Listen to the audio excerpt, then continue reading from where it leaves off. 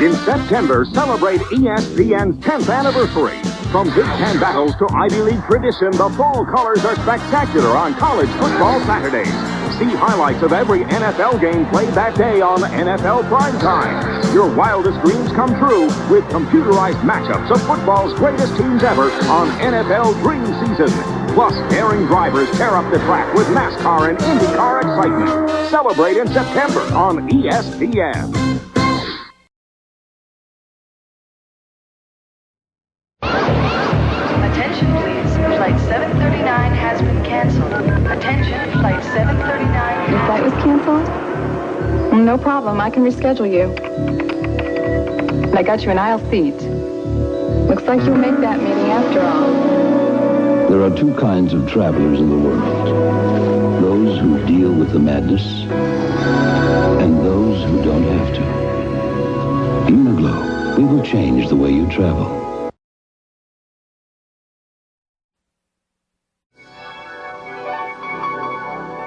For water that's as clear as the sky, nothing simpler or more effective than HTH Dry Chlorinator. HTH is found in more pools than any other brand. It keeps your pool crystal clear and sparkling clean all summer long. HTH, for water as clear as the sky. Save up to $30 on HTH pool products, America's clear choice.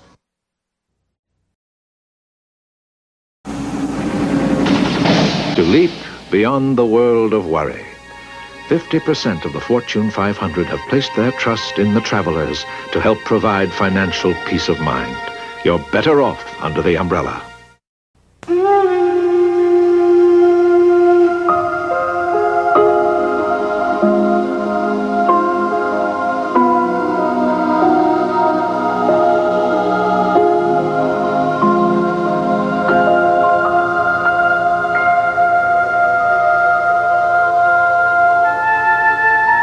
For over 360 years, the people of the Orient have known a gem when they see one. Kiko Man.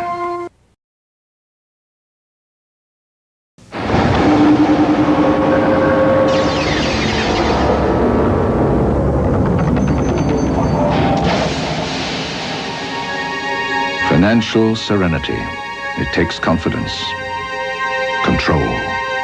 Travelers has been delivering on this promise of financial peace of mind for 125 years. With carefully controlled investments, with insurance protection you can trust. The Travelers, you're better off under the umbrella.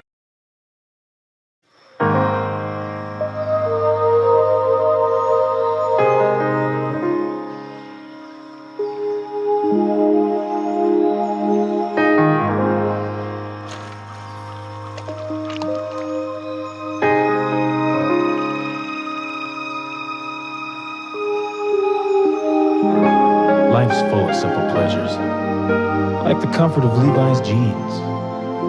Or had you forgotten? I've never been one who's very good with words. And to talk about why I love somebody, to me that's hard. Which is why I guess I take so many pictures of her. I hope that they say everything that I don't know how to. Every day, someone new switches to Fujifilm. Fuji, a new way of seeing things.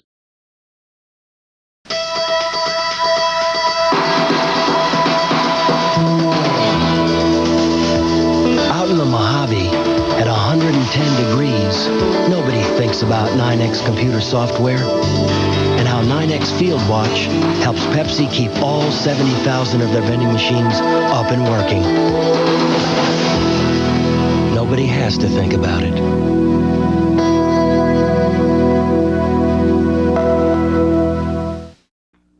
Isn't it cool?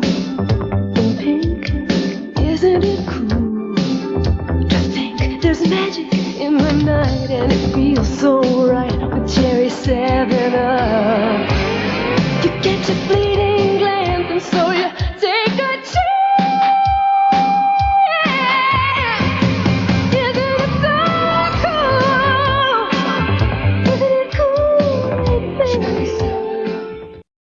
Look what's behind the latest breakfast craze.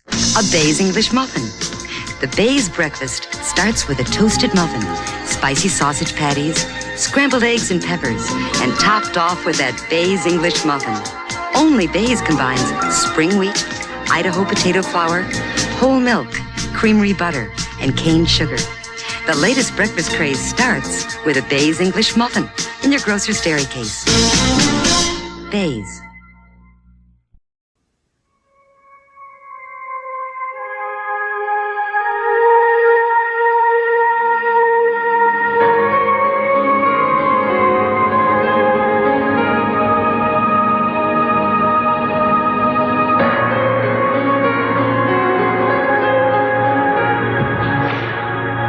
Life's full of simple pleasures, like the comfort of Levi's jeans. Or had you forgotten?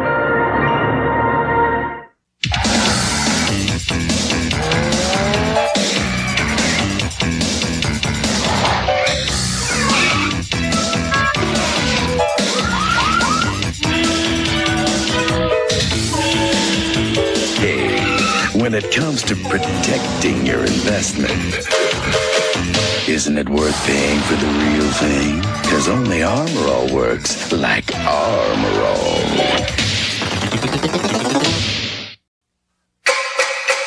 Dry is bold and wet. The taste of dry is less sweet. Michelob Dry, brewed longer. So taste after taste, there's just no aftertaste. Michelob Dry, bold taste with no aftertaste.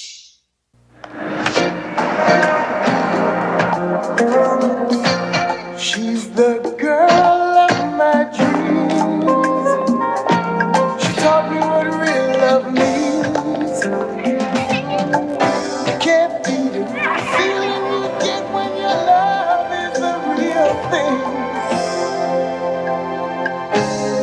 Hi, Daddy. Can't beat the feeling. Coca-Cola Classic. You can't beat the feeling. It's just a pure and natural beer for you. So icy cold, so crisp, so clear for you. The king of beer, so fresh, so true for you. You got the taste, this buzz for you. Quaker State engines don't know when to quit. How do you keep a major city running smoothly? Atlanta does it with Quaker State motor oil. In every fire truck, every police car, every Atlanta city-owned vehicle. The big Q stands for quality. It's an ancient art, practiced today much as it was long ago. Nature's grains, pure water, a small, flavorful flower, artfully blended to create one simple, special product. It's older than the written word, as basic as bread. And for 80 million responsible Americans, it means refreshment, friendship, and life celebrated. It's beer, the good part of the good life. A message from Anheuser-Busch. ESPN celebrates 10 great years of sparkling sports moments. 10 years that have made ESPN the #1 sports network in America.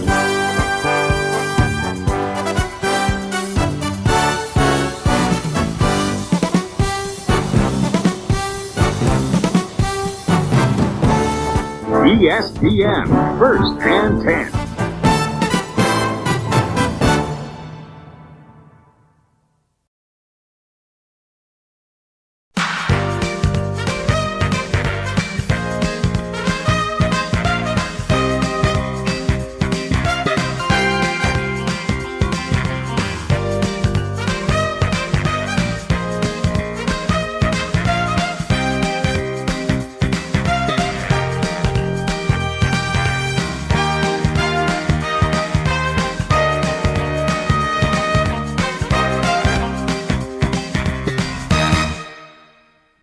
You're watching ESPN, the Total Sports Network.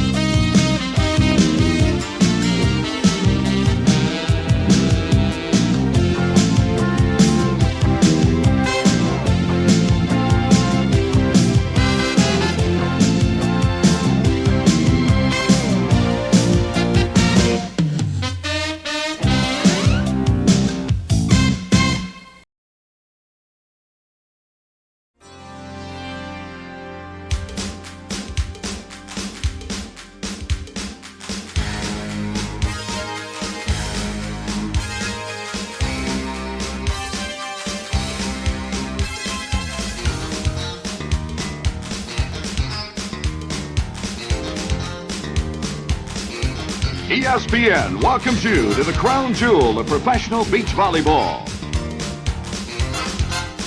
The 1989 Cuervo Gold Crown. The world's top professional beach volleyball teams have gathered in Clearwater Beach, Florida for the first stop on the Jose Cuervo Gold Crown $100,000 Invitational Tour Series.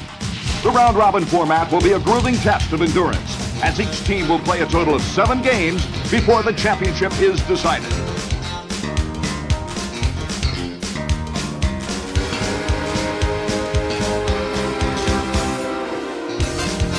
Hello, everybody. I'm Art Ekman from Clearwater Beach, Florida. We've got the finest volleyball players in the world vying on the sand for $100,000 in prize money, the Cuervo Gold Crown.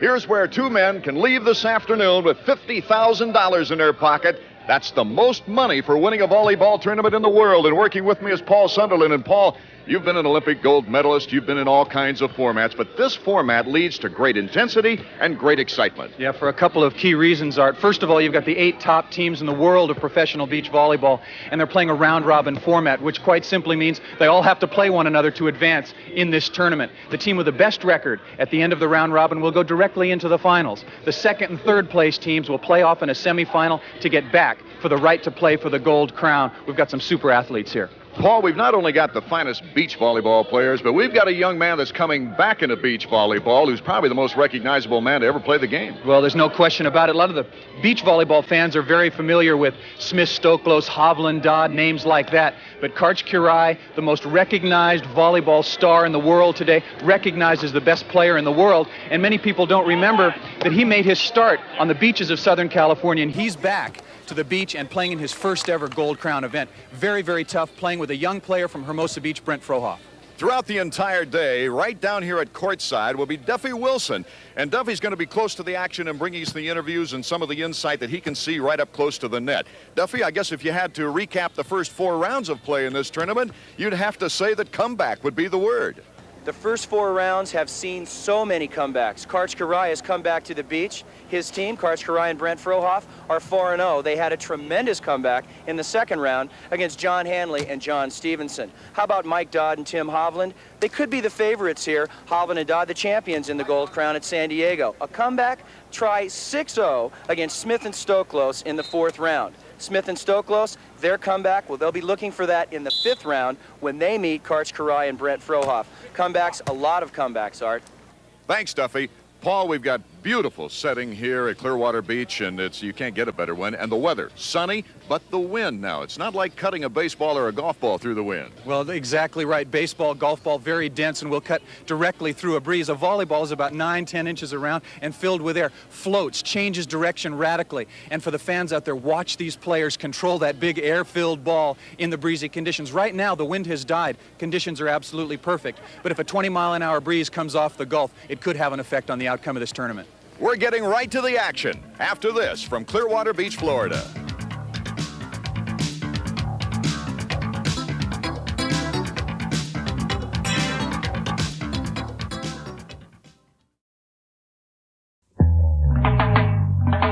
We're looking.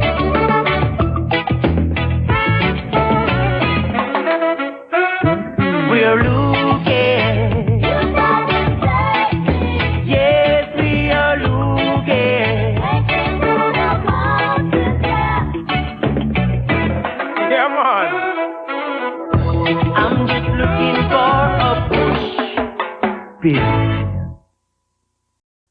Great, Ray. That's a wrap. Huh?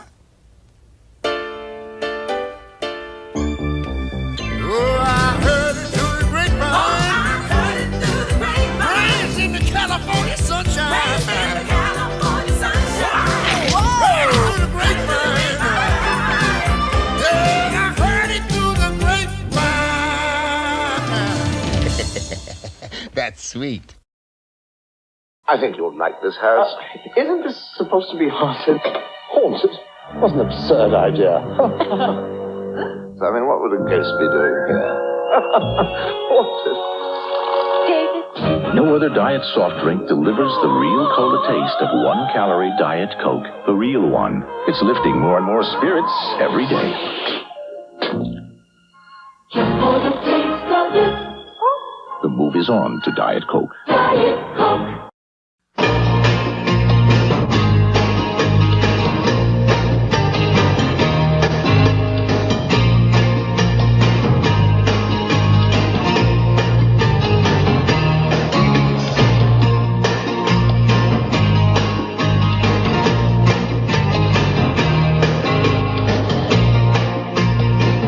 This is the age of achievement.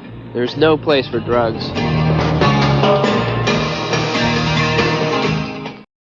You're watching ESPN, the Total Sports Network.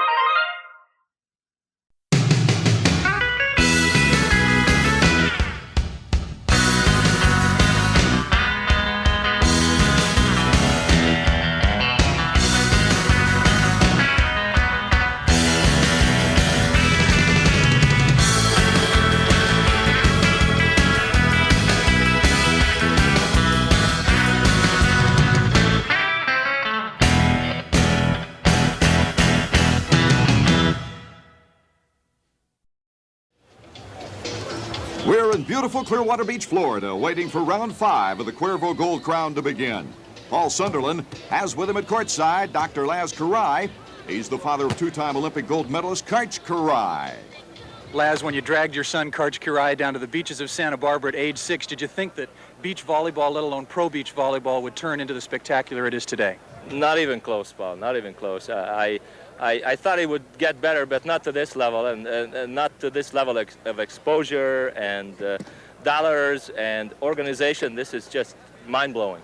Laz, you must be very proud as a parent to have been able to sit in the stands and watch your son win a gold medal in Los Angeles, go on and win the first ever world championship for the United States in France, and then repeat again as a gold medal champion at the Seoul Olympic Games. And who will ever forget the shot of you waving that flag up in the Seoul Olympic Arena? Well, you know, you would think I would come here and wouldn't get excited, but when they were down 7-2, I did get excited. He never concedes an inch, as you know. Some people don't even remember that he and St. John were a team in the early 80s, and they could have been down to game point for the other team, and they still came back. I think you also remember the famous match against Argentina at the World Cup in '85, where they were on the verge of extinction by Argentina and won. He's a mentally very tough man. He may not have the best tools, but I'm proud that he's so determined. We pick up the action of the 5th round. Karch Karai and Brent Frohoff, his teammate, against Randy Stoklos and St. John Smith. 8-3, Stoklos and Smith. But Karch Karai and his teammate have come back throughout this entire tournament. Frohoff, Karai just teaming up early this year, been playing extremely well. Smith Stoklos, the kings of the beach in 1988, need a victory here, Art, to stay in the running for the gold crown. Randy Stoklos booming a jump serve off Karch Karai. That gives them a 9-3 lead, and they'll change at 9 in this format. Multiples of 3. We're playing games to 10 in the Cuervo Gold Crown round-robin format, and you change sides to avoid a particular advantage based on wind or sun. So we go to match point. Stoklos. Frohoff up the net. And you hear Randy yelling double. He felt he double hit, and a beautiful spike. He's known for some good spikes. Frohoff puts it down for a side out. 2 consecutive contacts, a violation in the rules of volleyball. Bobby Clark, one of the top U.S. officials on the beach or at the Olympic Games. And giving Randy Stoklos a piece of his mind. Doesn't take any guff at the Olympic Games, nor does he here in Clearwater, Florida. So Karch Karai back to serve. Trying to hold on to this game now. They need some points badly. Randy up at the net. Good dig that time by Karai. Block Stoklos. Unfortunate transition mistake by Karch Karai. Every time on the beach when you get a dig, nice defensive play by Karch Karai, you have to turn that into a quick point. Randy Stoklos, one of the best blockers on the beach, shutting the door on Karch. The side out gives it back to Smith for the jump serve. Okay, line! Karai off the block. And it's a side out once again.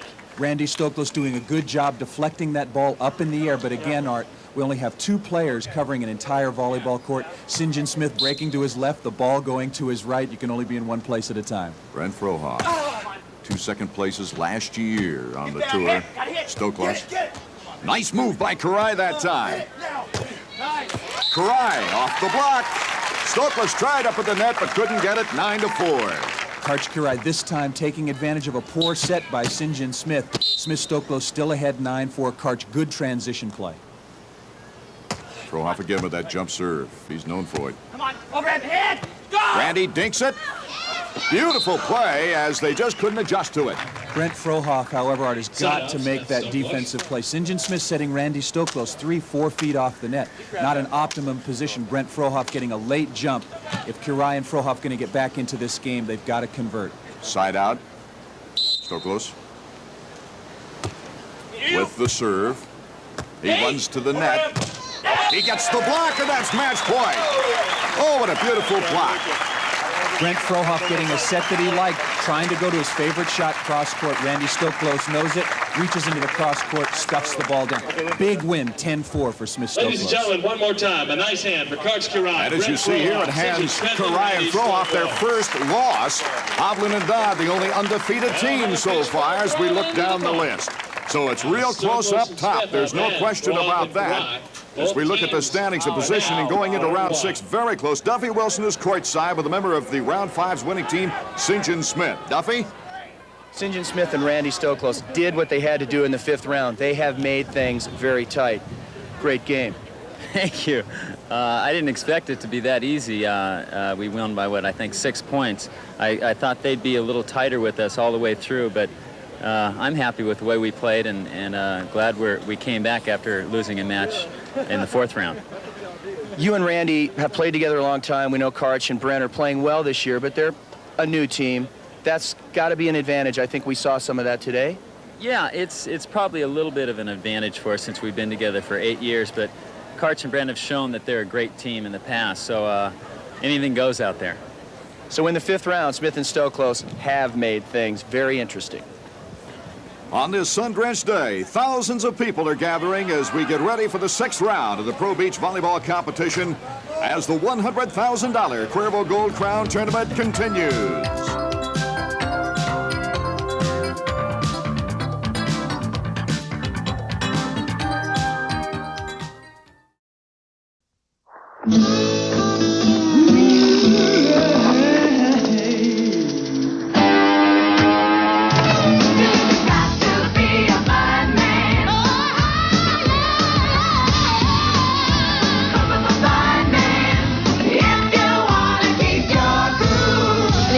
For an ice cold bud? And where does she come from?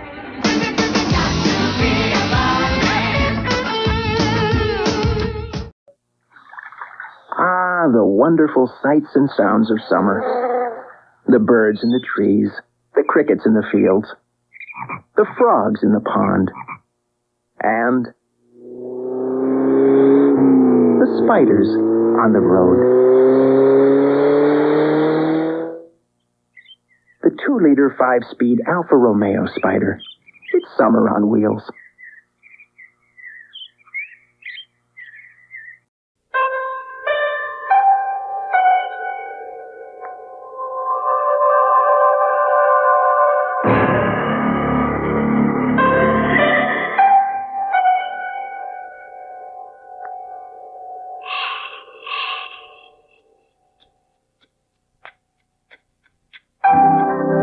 Life's full of simple pleasures, like the comfort of Levi's jeans. Or had you forgotten? It's that eye-catching, head-turning, double-taking, no mistaking, gleaming, beaming, unbelieving, turtle wax shine. That neck craning, shine sustaining, heart your finish, undiminished, traffic stopping, eye popping, turtle wax shine. Now check it out, ain't no doubt, this is what it's all about. Turtle wax shine.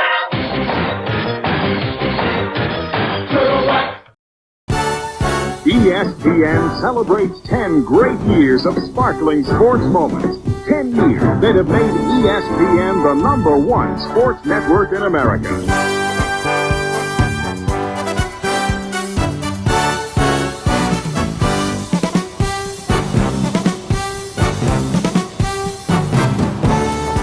ESPN, First and 10.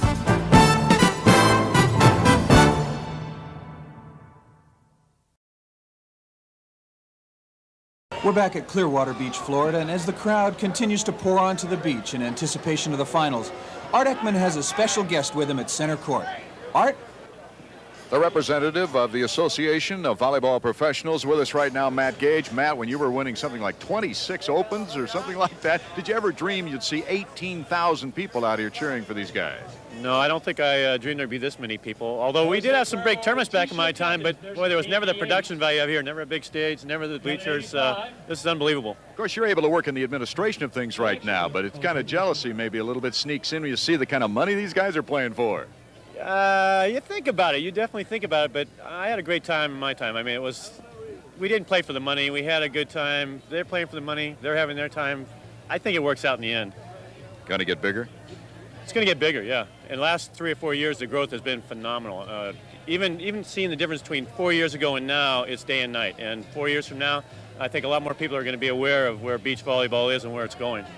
That hat ought to go, Matt, if you ask me. And from the looks of the incredible crowd we have here today, you can tell that beach volleyball has a very large and loyal following. Ready for round 6 on center court now, and we see former teammates Stevenson and Powers. They teamed up last year to win 2 of the 3 Cuervo Gold Crown events. Well, they've gone their separate way, Art, this year because of an unfortunate injury to Pat Powers. Last year, the most intimidating spiker on the Pro Beach Tours had rotator cuff surgery and really taking his time recuperating. This is his first appearance on the Pro Beach Tour this year. Hanley, a nice deep placement for a side out.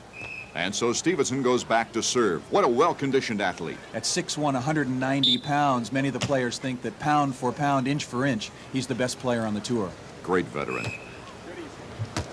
O.B. Obradovich in the pink shorts. Oh, what touch, what touch. Steve Obradovich has been playing Pro Beach volleyball for 13 years, and he was an amateur before that, just simply because there wasn't any money in the sport yet, and he's got a lot of shots. Former football player at USC. In fact, he was on the roster at a Rose Bowl. Only Pro Beach player to have a Rose Bowl ring and a world championship on the Pro Beach Tour. And it shows you why right there with a wise placement. Powers with the serve. Hanley. And off the block, O.B. gets it up for Powers, and he dishes it down. Now, you can see the difference. As we take a look at that left shoulder, you might be able to see the scar. Pat Powers, unfortunately, had, again, that rotator cuff surgery. He's got about a 6-inch incision on the front, as well as a matching 6-inch incision on the back. He's kind of proud of him, but he's working very, very hard to come back, and I think later on in the year, he'll be back to his old form. Moments later, Powers Obradovich picking up 3 points, so this game is getting close right now. O.B. puts it away with a spike, and it is now 9-8. They have picked up from 5 points down. Nice transition by Steve Obradovich. Have Pat Powers up there blocking at the net. Obradovich chasing on defense. Getting the dig. Nice set by Powers. Obradovich going deep middle to score. Obradovich. Good play at the net, but Obradovich is right in the best defensive position. And another good play at the net, but it goes out.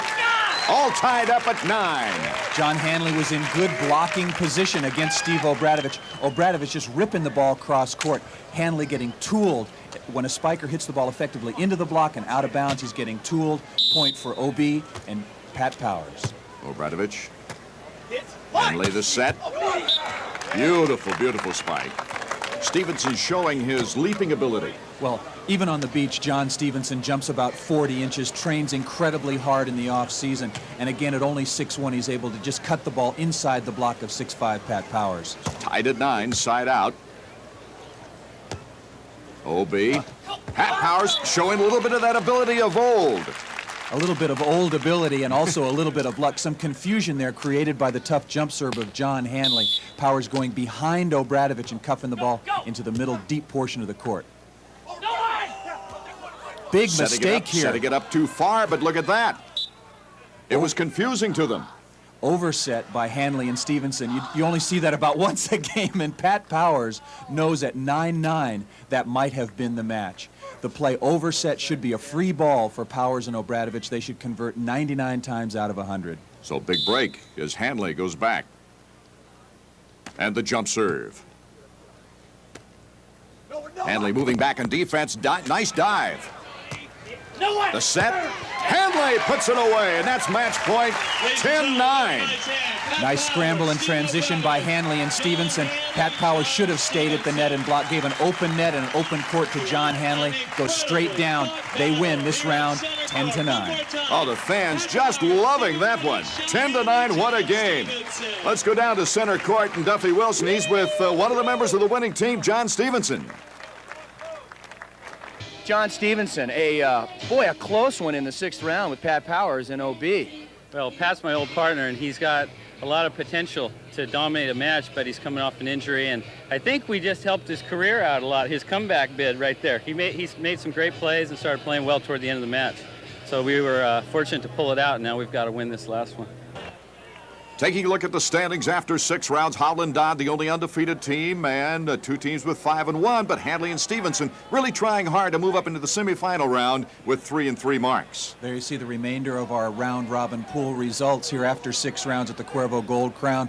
Clearly a 4-horse race with 3 fighting out for the final and semifinal position. Round 7 is coming up next, but we thought you'd like to take a look at some of the scenic atmosphere that you can find on Clearwater Beach.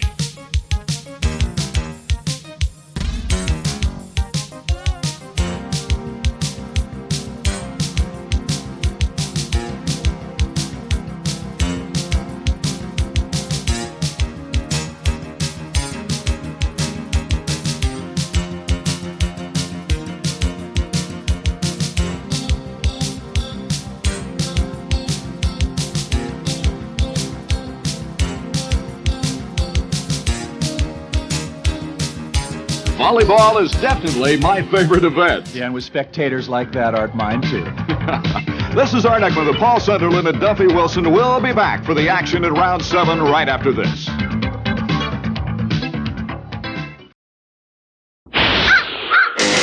Corn, coming to you, a fresh tasting corn chips that's really new. Corn crisp from Pringles. You got the fever for a fresh corn flavor. More corn, fresh corn, natural and whole. Cooked to a crisp and real corn oil. Buy new Pringles corn crisp, so rich and born. What you're gonna taste is fresh roasted corn. New Corn Crisp from Pringles, the fresh corn fever reliever. Here are 4 good reasons why you should subscribe to the most exciting newspaper in the USA Today. 1, the most clear, concise news in the USA Today. 2, the most colorful sports in the USA Today. 3, every day money comes your way. 4, a new slant on life every day. Put these 4 colorful sections together and you've got the most exciting newspaper in the USA Today. And you can have all the excitement delivered right to your home or office by calling this number now. You'll get 13 weeks, 65 colorful issues for only $29.25. That's a savings of 10% off the regular price. And you can charge it. Plus, get a $5 rebate. You'll get timely bonus sections of all kinds, great reviews and forecasts, and a daily visit to every state. And the weather is always bright with a full-color, full-page forecast every day. USA Today is big send-offs and happy landings. It's star-studded and star-spangled. It's a bird. It's a plane. It's the most exciting newspaper in the USA Today. Get news, sports, money, and life. Call now. Everybody knows the pain reliever hospitals use most isn't an aspirin or ibuprofen brand. It's Tylenol. But that's not the whole story. Tylenol is also recommended most for everyday pain by internists, family practitioners, general surgeons, obstetricians, gastroenterologists, pharmacists, and on and on. Tylenol, recommended the most by the people who know the most. A Big Ten battle with Indiana's Anthony Thompson, a key Eastern clash featuring West Virginia's Major Harris, and an SEC showdown make up College Football Saturday, live on ESPN. Back at Clearwater Beach, one of volleyball's biggest names is that of 2-time Olympic gold medalist Karch Kiraly. Paul Sunderland is with him at center court. Sports fans in America know you as an indoor volleyball player, but actually you got your start on East Beach in Santa Barbara and had some tremendous early success as exclusively a beach player. Probably the most fun I've ever had playing volleyball was growing up on the beach in Santa Barbara with John Hanley, and literally almost day by day we could see our improvement. We were high school kids who wouldn't even be allowed on the court when all these gods were playing out there. And we eventually got up the courage and the skill to be able to get on the court and lose 15-0, 15-5, and within a couple of months, we were giving them some scares, and we could see a new light in their eyes to the point where we eventually beat a lot of those teams that we thought were so good. That was a period of great improvement because we spent so much time at it, and that's why I'm having so much fun out here on the beach now, because I'm really getting back to my roots. Do you feel like you've come back home playing on the Pro Beach Tour once again, or have the other players possibly made you feel like the new kid on the block? Well, they're doing their best to make me feel like the new kid on the block, but I'm having a great time out here playing with a new partner, Brent Frohoff, and our partnership is really cementing together nicely. And playing indoors for so long, and I'm sure you went through this too, but playing indoors for 8 or 9 years on the team and not having the opportunity to play out here as much as I'd like, it's more fun for me right now on the beach, even though I love playing with the team. It was just such a grind for so long. It's a totally different setting, and one that I love. I can understand why he loves it. We've had a great weekend for this competition. Next up, round 7, and our first look at the unbeaten team of Tim Hovland and Mike Dodd, a veteran team of opposite personalities versus Karch Karai and Brent Frohoff. And we pick up the action now with the score being 7-5 in favor of Karai and Frohoff. Very important match here for Karai and Frohoff. They do have one loss. They can cement their position in the playoff for the $50,000 first prize with a victory here. They've been playing very well so far early in the match. Frohoff, nice dig by Dodd. Hovland keeps it alive. Frohoff powers by the block, and it's 8-5. Very nice chop past the block of Tim Hovland. Tim Hovland, 6'4", 6'5", intimidating blocker. Brent Frohoff, before he teamed with Karch Karai, played exclusively on the left side. This is a free ball art, something that you should capitalize on almost every time, and Frohoff does. Again, chopping the ball past the big block of Tim Hovland as they take an 8-5 lead. What a great set by Karai, too. Karch has got tremendous all-around volleyball skills. He's obviously a physical specimen. You could see that from the interview. Very strong upper body, has super lower leg strength, but also superb ball skills. He was a setter as a collegian at UCLA, where he won consecutive NCAA championships. Nice block of the net by Frohoff. Good quick move. Oh, what reactions! Frohoff at the net. Dodd just can't get enough of it. He almost made a great play on a super spike. Mike Dodd, I think one of the best defensive players or diggers on the Pro Beach Tour, usually able to control the hard-driven spike. That time, Frohoff just a little too much heat. They go to game point, 9-5. Here's Frohoff at the net. Well, he gets up there and gets a nice extension. A little pinball defense by the team of Dodd and Hovland. And again, Frohoff ripping the ball inside the block. Tim Hovland showing a little bit of his frustration, pulling down at the net. Very, very crucial situation. Karai and Frohoff discussing their strategy together here, Art. It's important to get that communication for match point coming up. One player will block at the net, the other will move behind the block in the back row. Since they're 900 square feet, we're playing on the same size court as you would play with 6 players in the Olympic Games. The cohesion between the blocker at the net and the back row defensive player has to be at a very, very high level. Karai and Frohoff, their team meshing together right now in this particular match. Karai, nice defense, and it's Frohoff to put it away once again. So Karai and Frohoff now 6-1 with this surprisingly large margin, I think, 10-5. Well, both Karch Karai and Brent Frohoff jump serve extremely well. Karch Karai playing defense behind the block. This time Karch just keeping the ball in play at match point. The play they have on is for Brent Frohoff to deny Tim Hovland the line side of the court.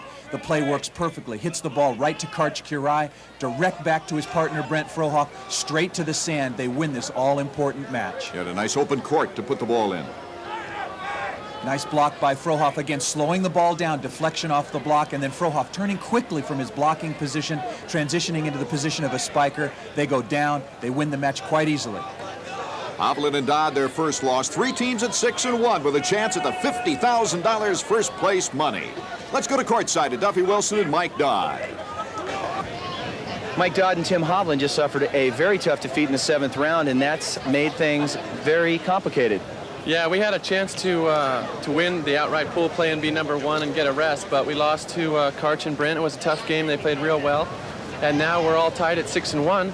So I guess we'll go back to the calculators, figure out the points scored versus the points against ratio, and see who's really 1, 2, and 3 seed going into this final. Mike, let's face it, you three teams are really going to do some battle here in the finals. It's going to be tough. No doubt about it. We got the crowd, we got the Cuervo, we got the sand, we got the sun, we got everything we need. And I know all 3 teams are fired up to take this crown, so we'll just see what happens. Indeed we will. But while we're waiting for the playoff match, let's take a look at the Meet the Spike contest. Local establishments in the Clearwater area selected contestants to participate in a spike-off competition. The top beach pro set the ball up for each person to spike over the net, and then the judges rated the spikes. Our top women's competitor for the day, you saw her earlier, Carolyn Jones, and in the men's division, that was the runner-up Greg Leslie, and here's the winner, Ron Peters, number 59. Winners receiving an autographed beach volleyball signed by the nation's finest beach pros. Congratulations to Ron Peters. The jewel of professional beach volleyball will continue in a moment.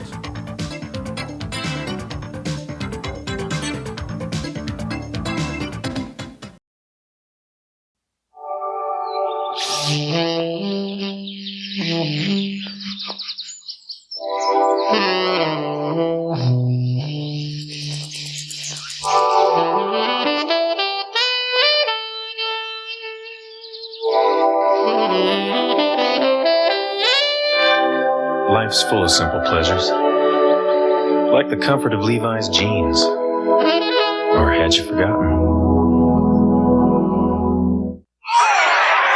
Hey, want a slice of pizza? Me too. Nothing's better than a fresh, hot Pizza Hut pizza, and nothing's worse than not having enough.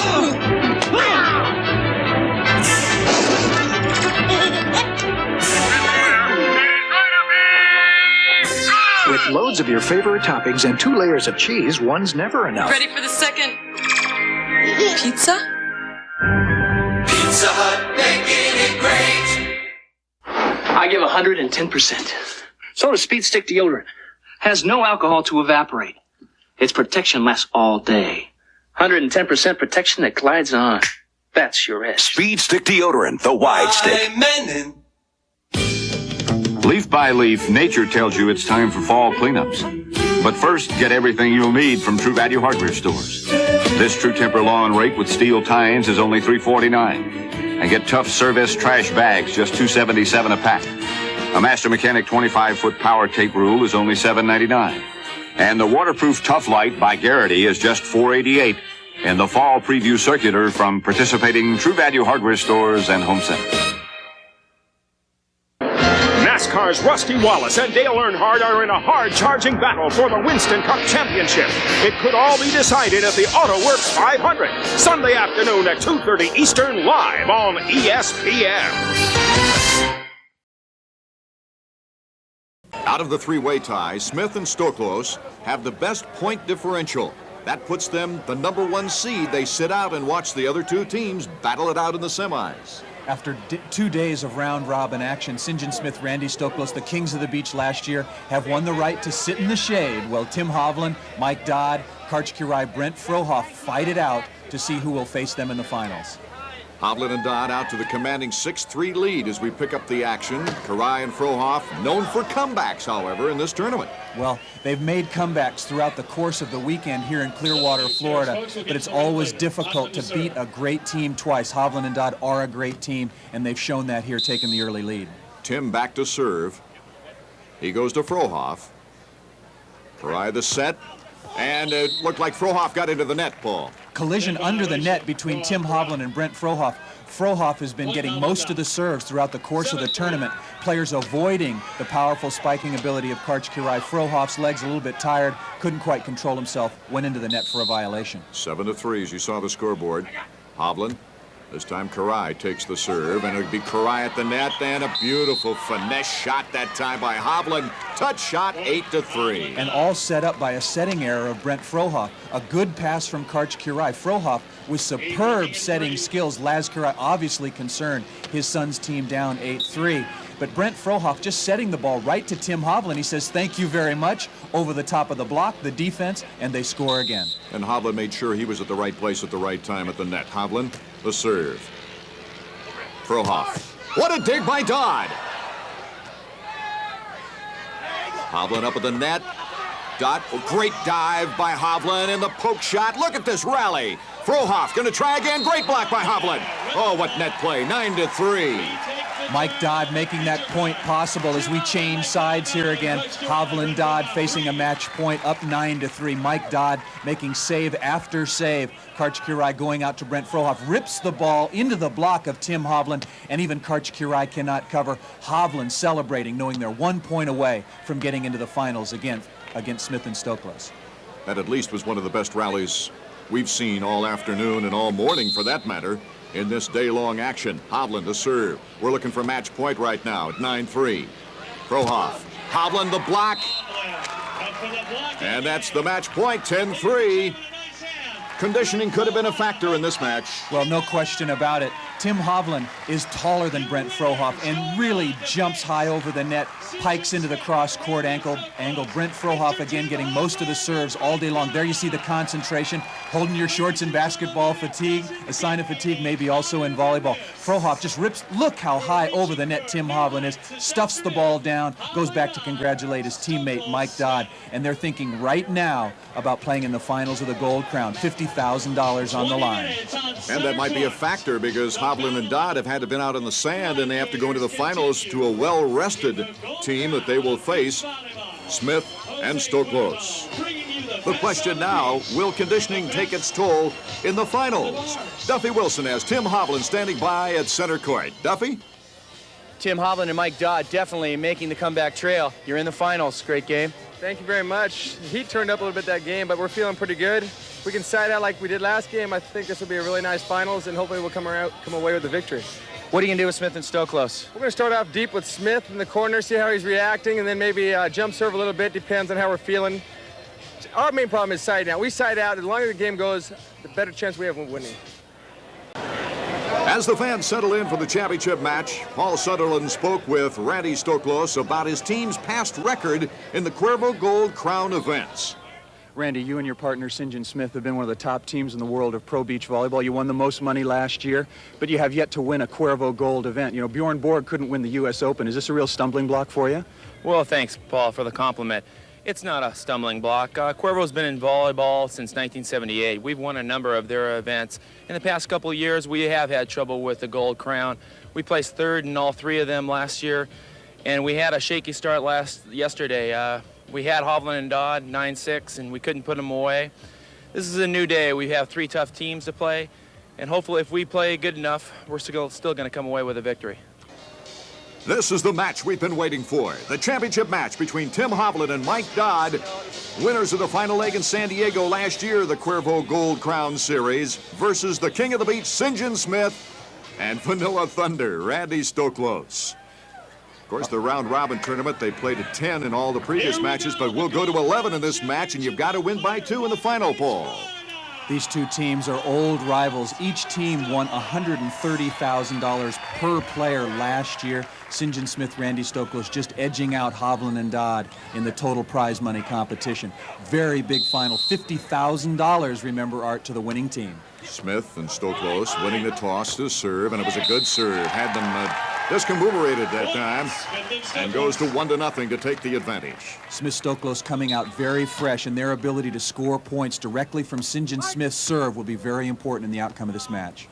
Dodd goes for it, side out, beautiful spike. Mike Dodd loves to hit the ball cross-court from the right side. Randy Stoklos will try to take that away, force him to hit down the line. So Mike Dodd back to serve right now.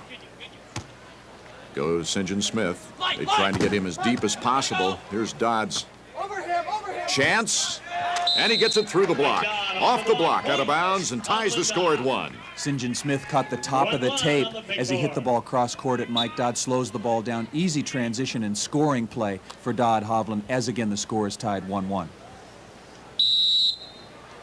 Dodd almost expressionless. Much different than his partner. At the net, deflected. Here's Dodd, and he buries it down. Those are two of the easiest looking point scoring opportunities you're ever going to see in a big final like this.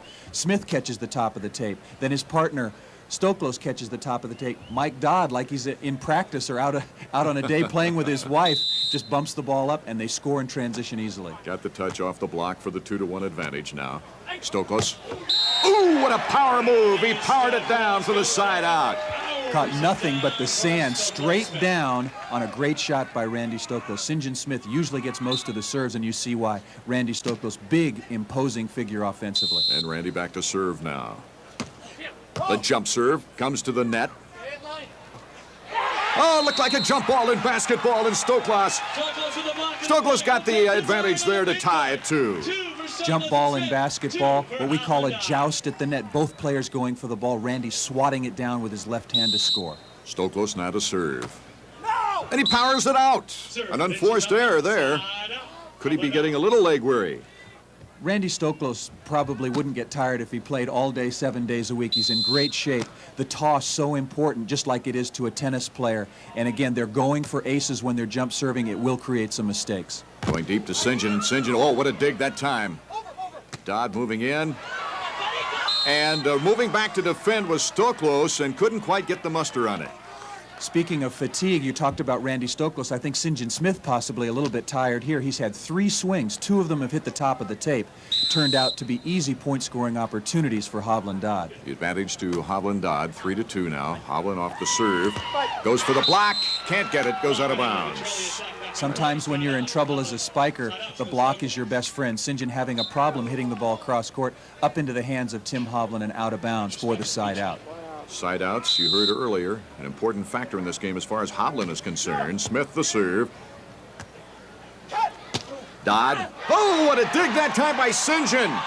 And he gets right back up. You've got to do that at beach volleyball, and he's one of the best right now. But Hovland in the right place at the right time for the high spike. It's a side out. Oh, what a rally that time. And Hovland thanking his partner, Mike Dodd, for 2 very accurate sets. St. John Smith, one of the quickest, if not the quickest player on the beach, came all the way from the right side, covered the left, but could not get back to the right to make the second defensive play. Dodd, does he go deep again to St. John? Yes, he does. Randy sending Smith up. Tries to push it. Just out. Tough break. Picking it up now at 5-2. We see Randy and St. John communicating, disappointed, trying to fire each other up. Well, right now you're seeing some very uncharacteristic errors from St. John Smith. He's one of the most consistent attackers on the Pro Beach Tour. Very rarely hits the ball out of bounds and has been doing so a little bit here early. Nice play by Randy Stoklos. Element of surprise in that particular spike. Very much so. The rules of volleyball say you can contact the ball 3 times on your own side, but you don't have to. Ball pass close to the net. Randy Stoklos goes straight down. We'll be back with more Pro Beach Volleyball from Clearwater, Florida, right after this. One dry is brewed longer. One dry is brewed from the most expensive ingredients. One dry refreshes completely. One taste, and you'll know why. The One Dry is Michelob Dry.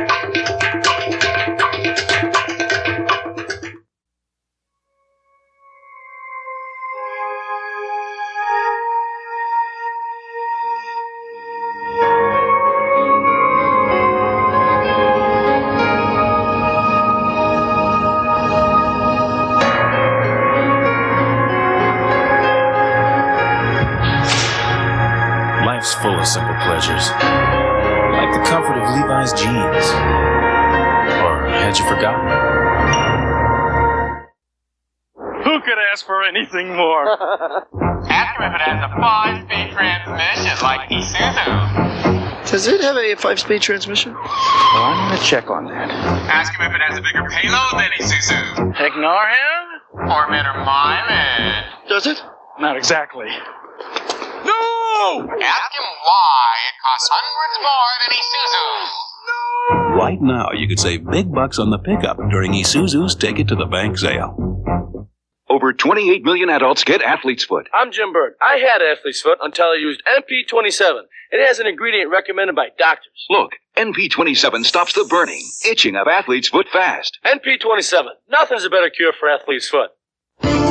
Wimbledon champion Boris Becker and John McEnroe headline the field with more than $1 million on the line. See the Paris Open Indoor Championships Saturday morning, live on ESPN.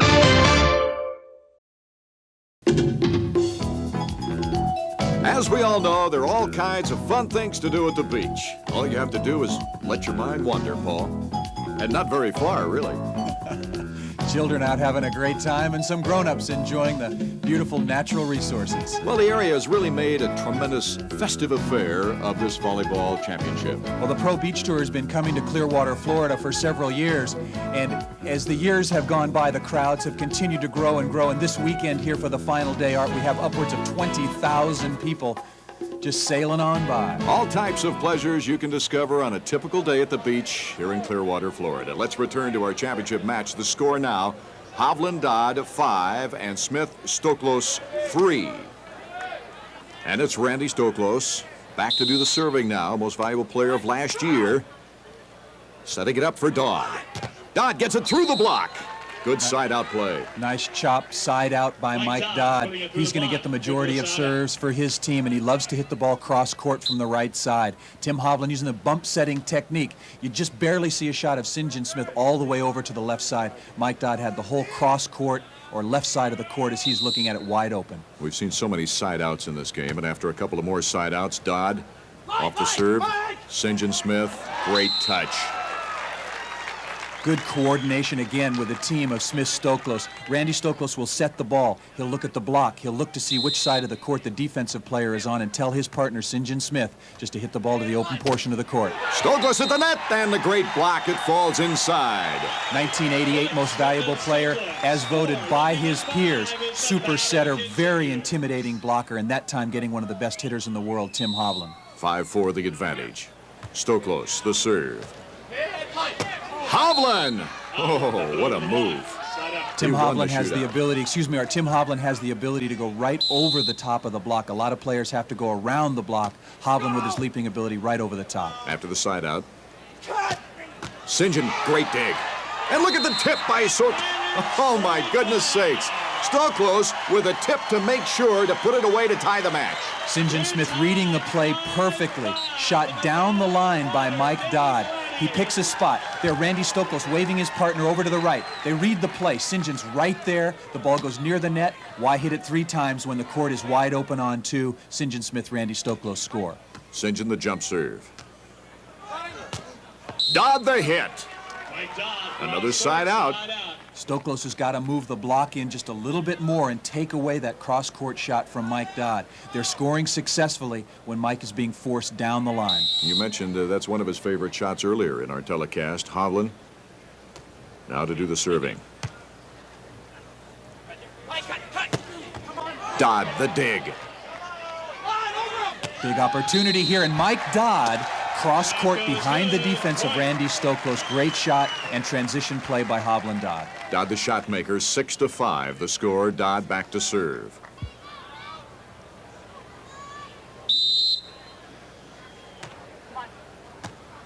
Deep to Randy. Hovland, little surprise element right there. Keeping it alive, Tim Hovland.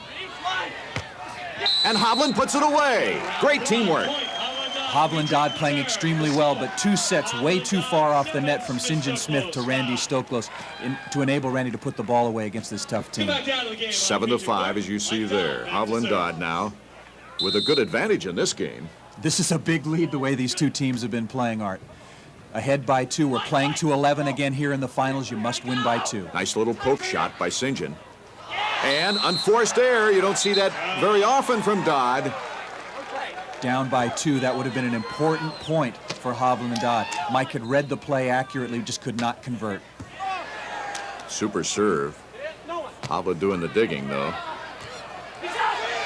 Stoklos. Oh, a little finesse of his own. 7-6 the score. Nice read by Randy Stoklos. Faked the block, dropped off to play defense. The set in the middle to the left side hitter, Tim Hovland. Randy Stoklos, confusing him, drops off. And here, the little joust at the net. And Tim Hovland touched the ball with his left hand as he was penetrating the net to block. You just can't touch the net in volleyball. Violation. A point to St. John Smith, Randy Stoklos. Smith.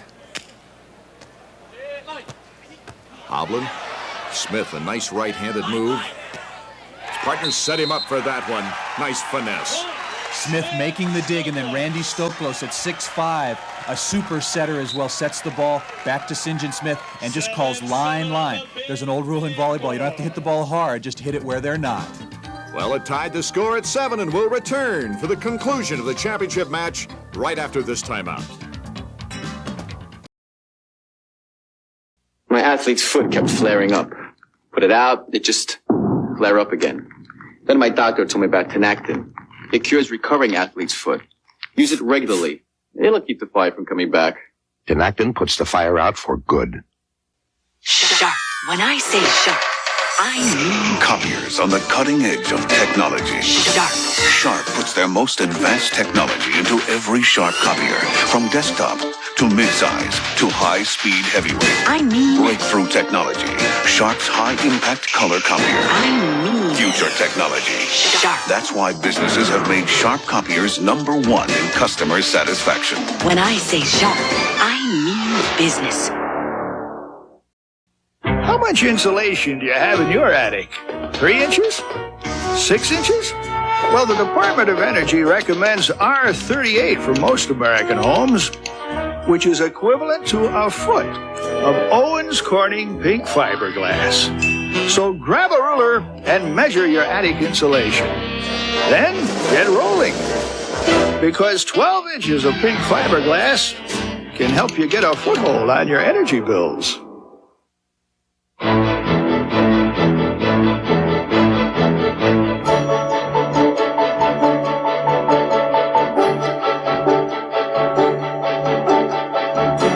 Over the years, much has changed about the game. Today, the best in the business fly. And the airline that takes over 300 college and pro teams to their chosen field is United. Come fly the friendly skies. You're watching ESPN, the Total Sports Network.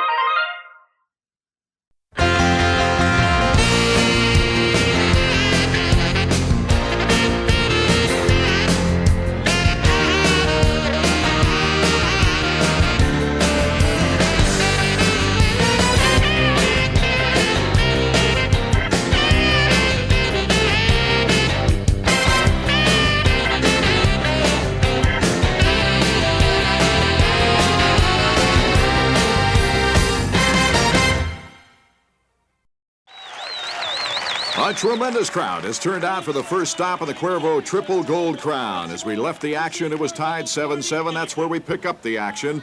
St. John Smith back to serve, and this has been a tremendous championship match. Tim Hovland talked about their need to side out for long periods of time. They have not been able to do it. They were ahead 7-5. Smith Stoklos scoring points quickly. Lots of pressure on Hovland right now to get their offensive game in gear. What a block. Randy Stoklos right on cue, keeps the momentum going, stuffing the ball down against Tim Hovland. And they take the lead at 8-7. Let's see if they can keep the momentum going. Momentum has not been a part of this match, as neither team has been able to take a big advantage. St. John Smith with the jump serve. Setting it up for Dodd. His hit way out, and that's their biggest lead, 9-7. That's a big lead in a game to 11 points. Remember, this final arc played to 11 points, have to win by 2. Mike Dodd, big advantage to Smith Stoklos, hitting that ball straight out of bounds. And at 9-7, they change courts. Randy's already got the ball, smacking it. Randy Stoklos. Hovland and Dodd wait. Dodd with the try. Stoklos. Great at the net. And Hovland. And it's going to be a side out. Very important point. Smith Stoklos ahead 9-7. Randy Stoklos blocked the first attempt. Nice reaction by Hovland and Dodd to save that play, get the side out. Hovland for the serve. St. John sets it up. Absorbing the energy was Dodd. Dodd the hit. Nice play by Mike Dodd again, playing super defense, controlling the hard-driven spike. But Randy Stoklos right now talking to his partner, St. John Smith. St. John, you've got to set the ball closer to the net. If the ball is set 3-4 feet off the net, the defense immediately has the advantage. 9-8, tightening up again, Hovland. Another deep set, Art. Great save by Mike Dodd. What a sprawl by Dodd. And Dodd tried to put it away. Good reflex. Oh, this is a great rally. Stoklos, the spike and a side out. Maybe the greatest rally of the day. Tremendous rally by both teams, and Randy Stoklos saying to St. John, that's the set I need. You see the difference in the aggressiveness from Randy Stoklos. When the ball's tight, he can put the ball away. Smith the serve. And he put it over on the second hit. Oh, what a great try. Randy's trying to save it back there. Let's see if St. John can do it. Oh, what a dig. Great rally. That's got to take the cake. 2 in a row.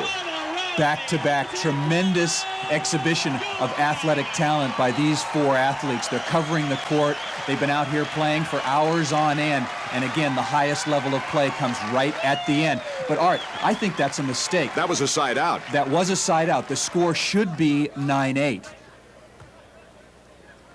Dodd after the serve. Stoklos. Hovland got it deep.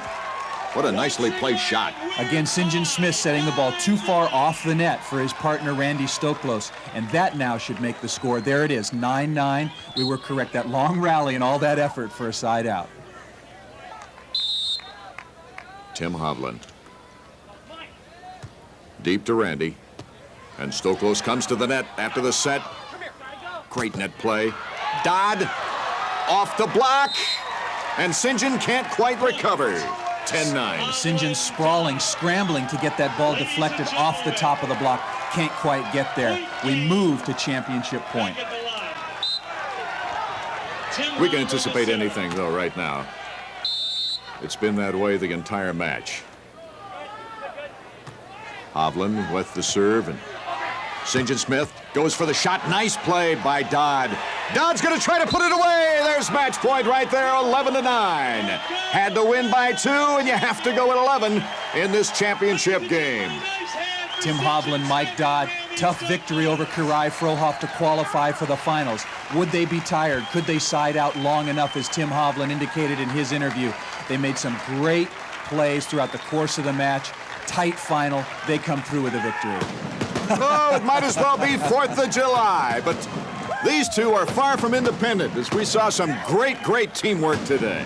Match point being a perfect example. Our Tim Hovland at the net, forcing Randy Stoklos to hit the ball cross court to his partner, Mike Dodd. They transition actually quite easily to score and take home first prize. And these guys have a right to be happy for their final victory of the day. The 11-9 win will bring them $50,000 first place prize money. And you see the money rundown as the last place team, just for the invitation, gets $3 grand.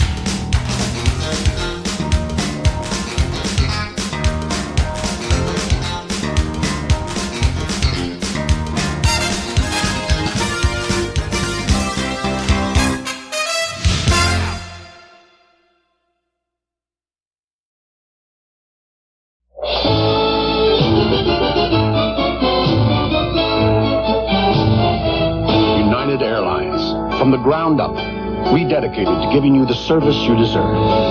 Come fly the friendly skies.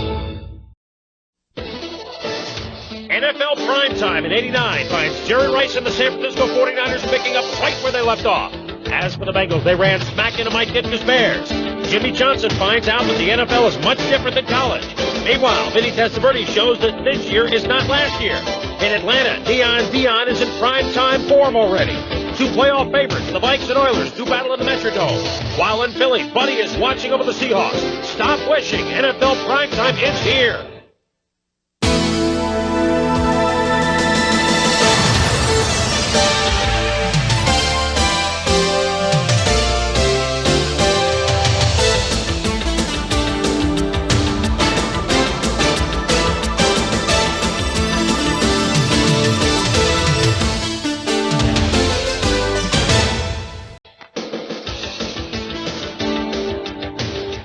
Everybody, and welcome to ESPN's NFL Primetime. I'm Chris Berman, and our cast of characters, yes, we are the same for the 1989 season. Joining us again, Tom Jackson, Pete Axtell, John Saunders with us in the cockpit here on the big plane this time, and welcome aboard. Let's get you update very quickly on the late games, and there were many of them being played around the NFL.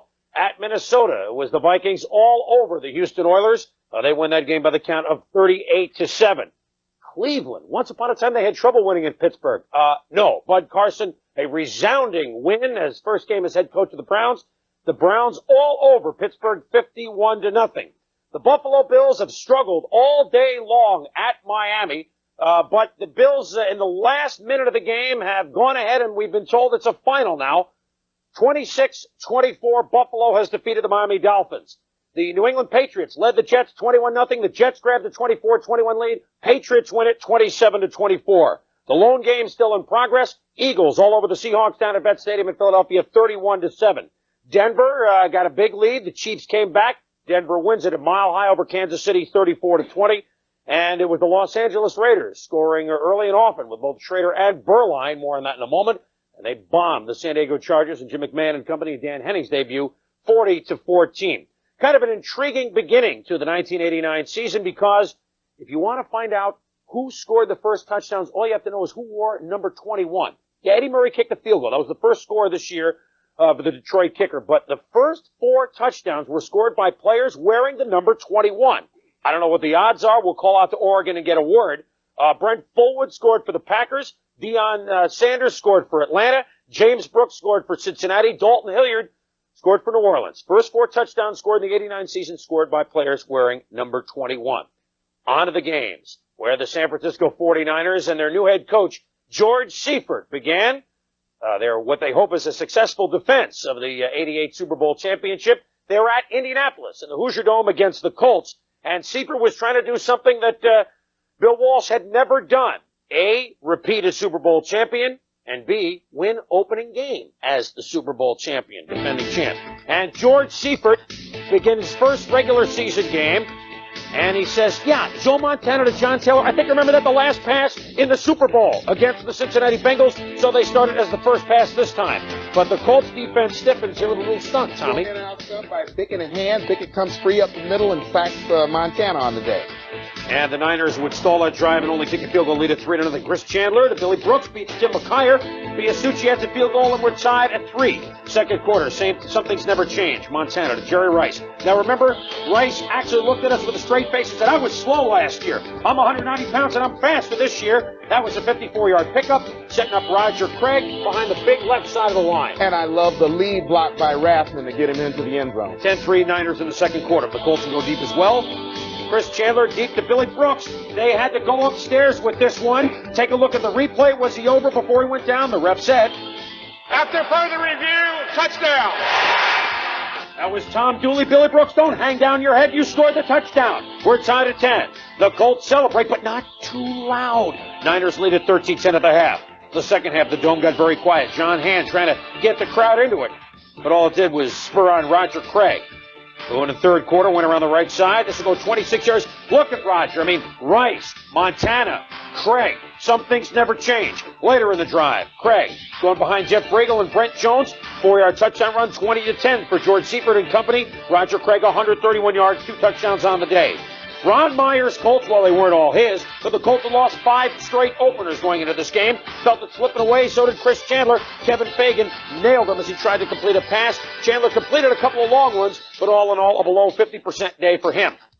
23-10 Niners after the third quarter. In the fourth quarter, Eric Dickerson becomes the 7th man to ever reach the 10,000-yard plateau in the NFL. 91 games fewer than anybody had ever done it before. Dickerson 106 yards on the day, and he got the football. That ignited the Colts. As Chris Chandler and company said, well, if the big guy's going to gain us 100 yards, we're going to make this interesting against the Niners. And he looks for Clarence Weathers down to the 1-yard line. Next play, Chandler scores on a sneak. It's 23-17. At that point, the Colts thought they scored a touchdown, but Myers said, wait a minute, we got another play. So with 8.5 minutes to go in the fourth quarter, off his back foot, Montana to Jerry Rice. Let it go. 58 yards. No one's going to catch him. They almost do it to 3, but it's a 58-yard touchdown, 30-17. There's Montana's numbers. And Jerry Rice on the day caught the 6 passes. You saw the touchdown, 163 yards. Tommy, can anybody cover him? Well, Jerry Rice doesn't need any help getting open. He's such a big, fluid athlete. Here's the nose guard.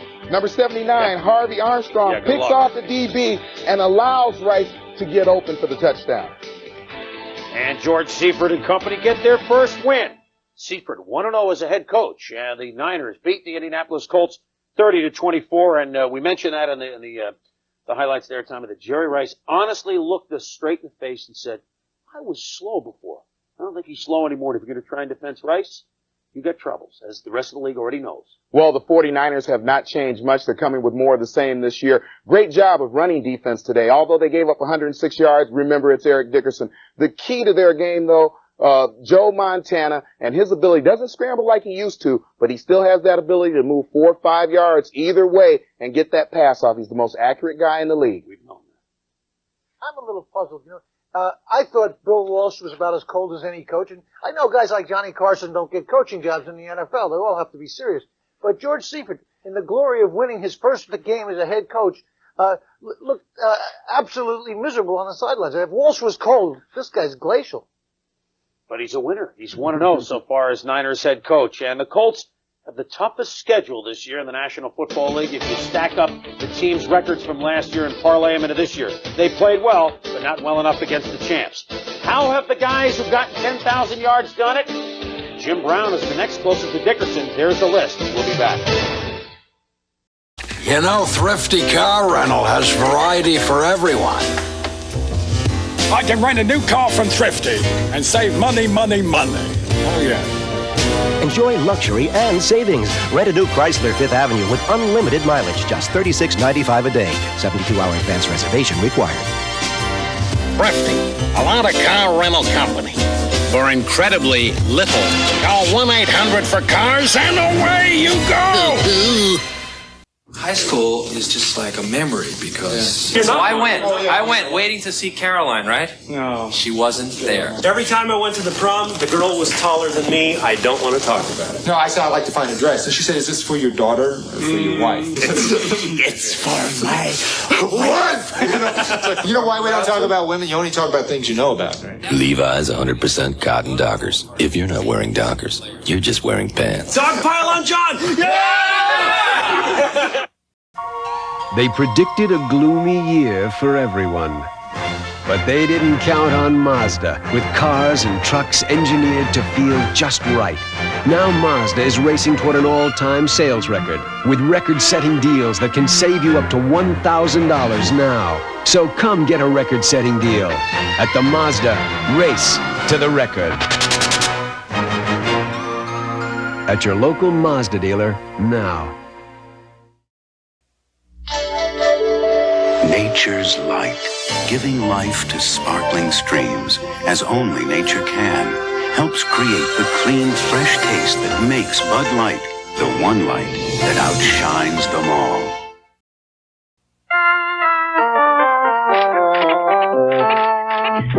Every milestone deserves a new look at your insurance and financial needs with your MetLife representative. Get Met. It pays. Ladies and gentlemen, ESPN, the Total Sports Network, and Top Rank Boxing proudly present a special World Light Heavyweight Championship doubleheader. WBA champion Virgil Hill defends his title against James the Heat Kinchin. Plus, WBC champion Jeff Harding goes toe-to-toe with Tom Collins. World titles are on the line Tuesday night at 8 Eastern, live only on ESPN.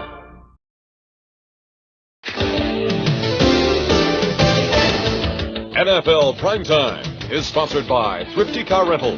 For worldwide reservations, call 1-800-4CARS. By Levi's Dockers. If you're not wearing Dockers, you're just wearing pants. By Mazda Cars and Trucks. Mazda, it just feels right. And by Bud Light. Everything else is just a light.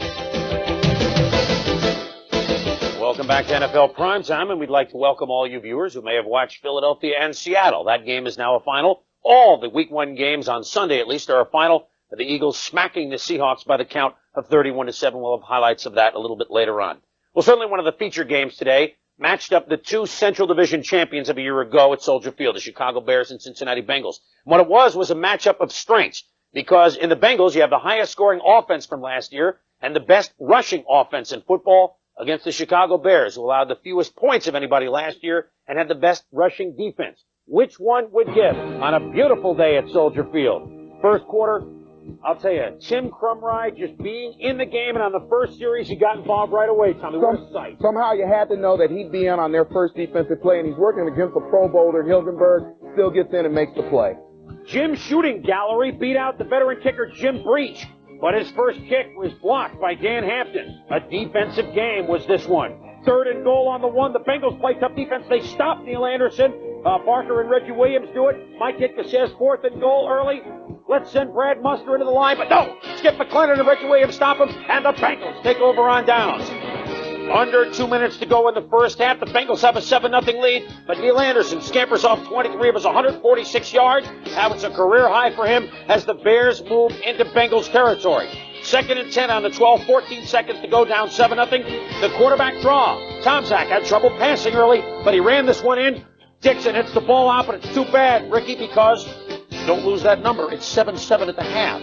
3rd quarter, Ickey Woods having a quiet day.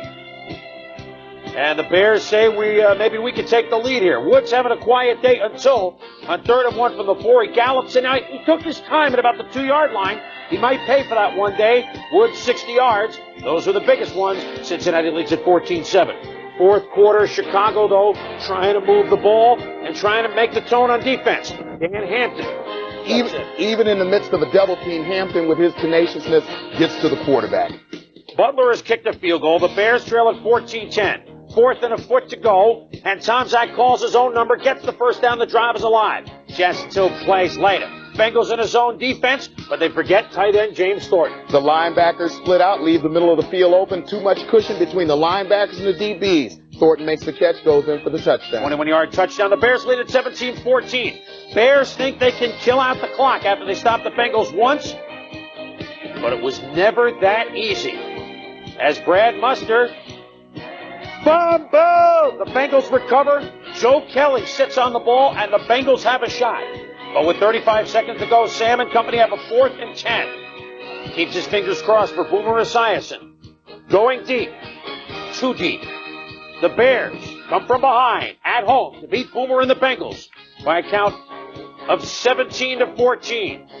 So they're happy at Soldier Field in Chicago, and after the game, Neil Anderson, who had that big day with 146 yards, says it's easy to run when you have good offensive linemen. The offensive line opened some nice holes for me, and for the other running backs. And we hit the holes hard, and we were running real hard today, but we had some place to go with it. I mean, sometimes if you have no place to go, no matter how hard you run, you can't do much. And I think a lot of credit goes to the line. And we came in here after the game disappointed and upset, but the one thing that was said is there's 15 more to go. We knew that this was going to be an extremely tough opener for us. We knew that, that we had to play our best to win the game here. But, when you lose, you feel bad, but there are just too many positive things that came out of this game. Yeah, I'd say there's some positive things. The Bengals actually, Tommy, I think should have won the game, except that Neil Anderson had a pretty good day.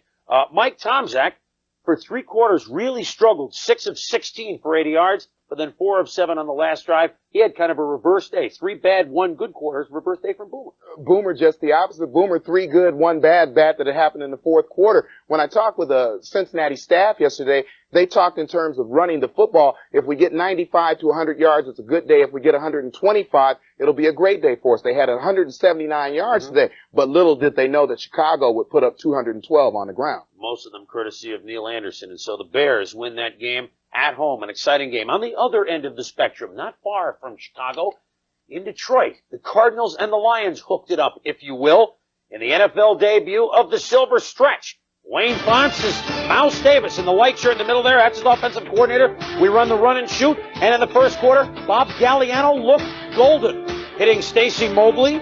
And then Galliano again. This is an offense that turned the ball over 20 times in the preseason. No turnovers on offense today.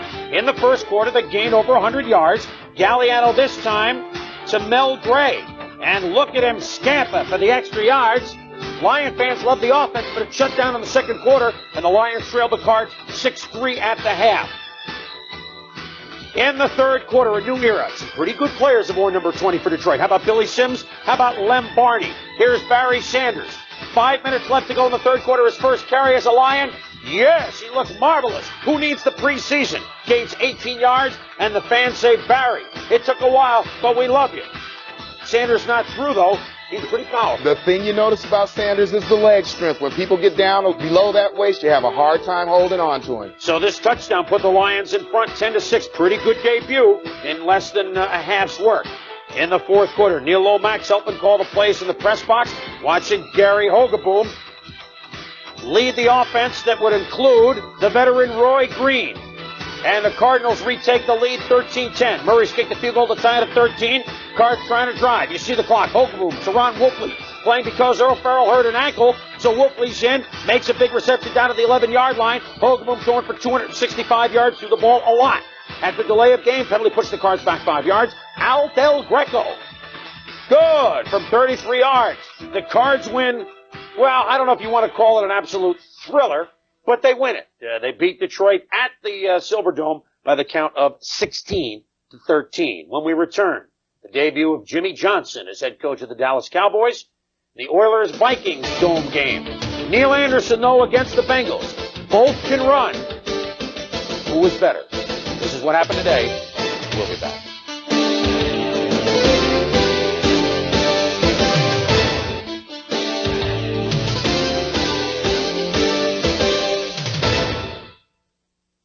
Personally, I'd like to do all the highlights myself, but my voice won't handle it. Plus, you're able to look at some of the games closer, John Saunders. And, you know, Jimmy Johnson put a lot of zip and great vigor into the Dallas training camp, but does he have the horse? Well, he comes out 3-1 in the preseason. Somebody made the comment perhaps they took it easy on him and then say welcome to the National Football League. More importantly, though, for the Dallas Cowboys, first time in their 30 seasons that Tom Landry was not standing on the sidelines when they would kick it off to open the year. Jimmy Johnson beginning the new era for the Dallas Cowboys.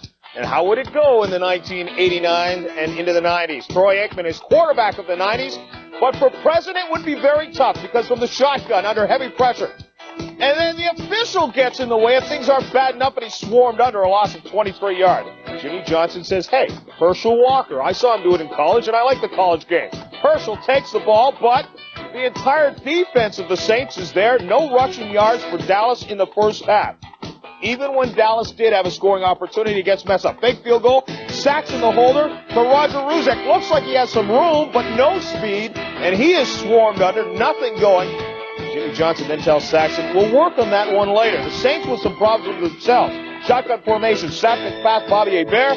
Who wants the football? Too Tall Jones has a shot at it. Oldest player in the league, but can't come up with it. Then in punt formation, Joel Hilgenberg snap.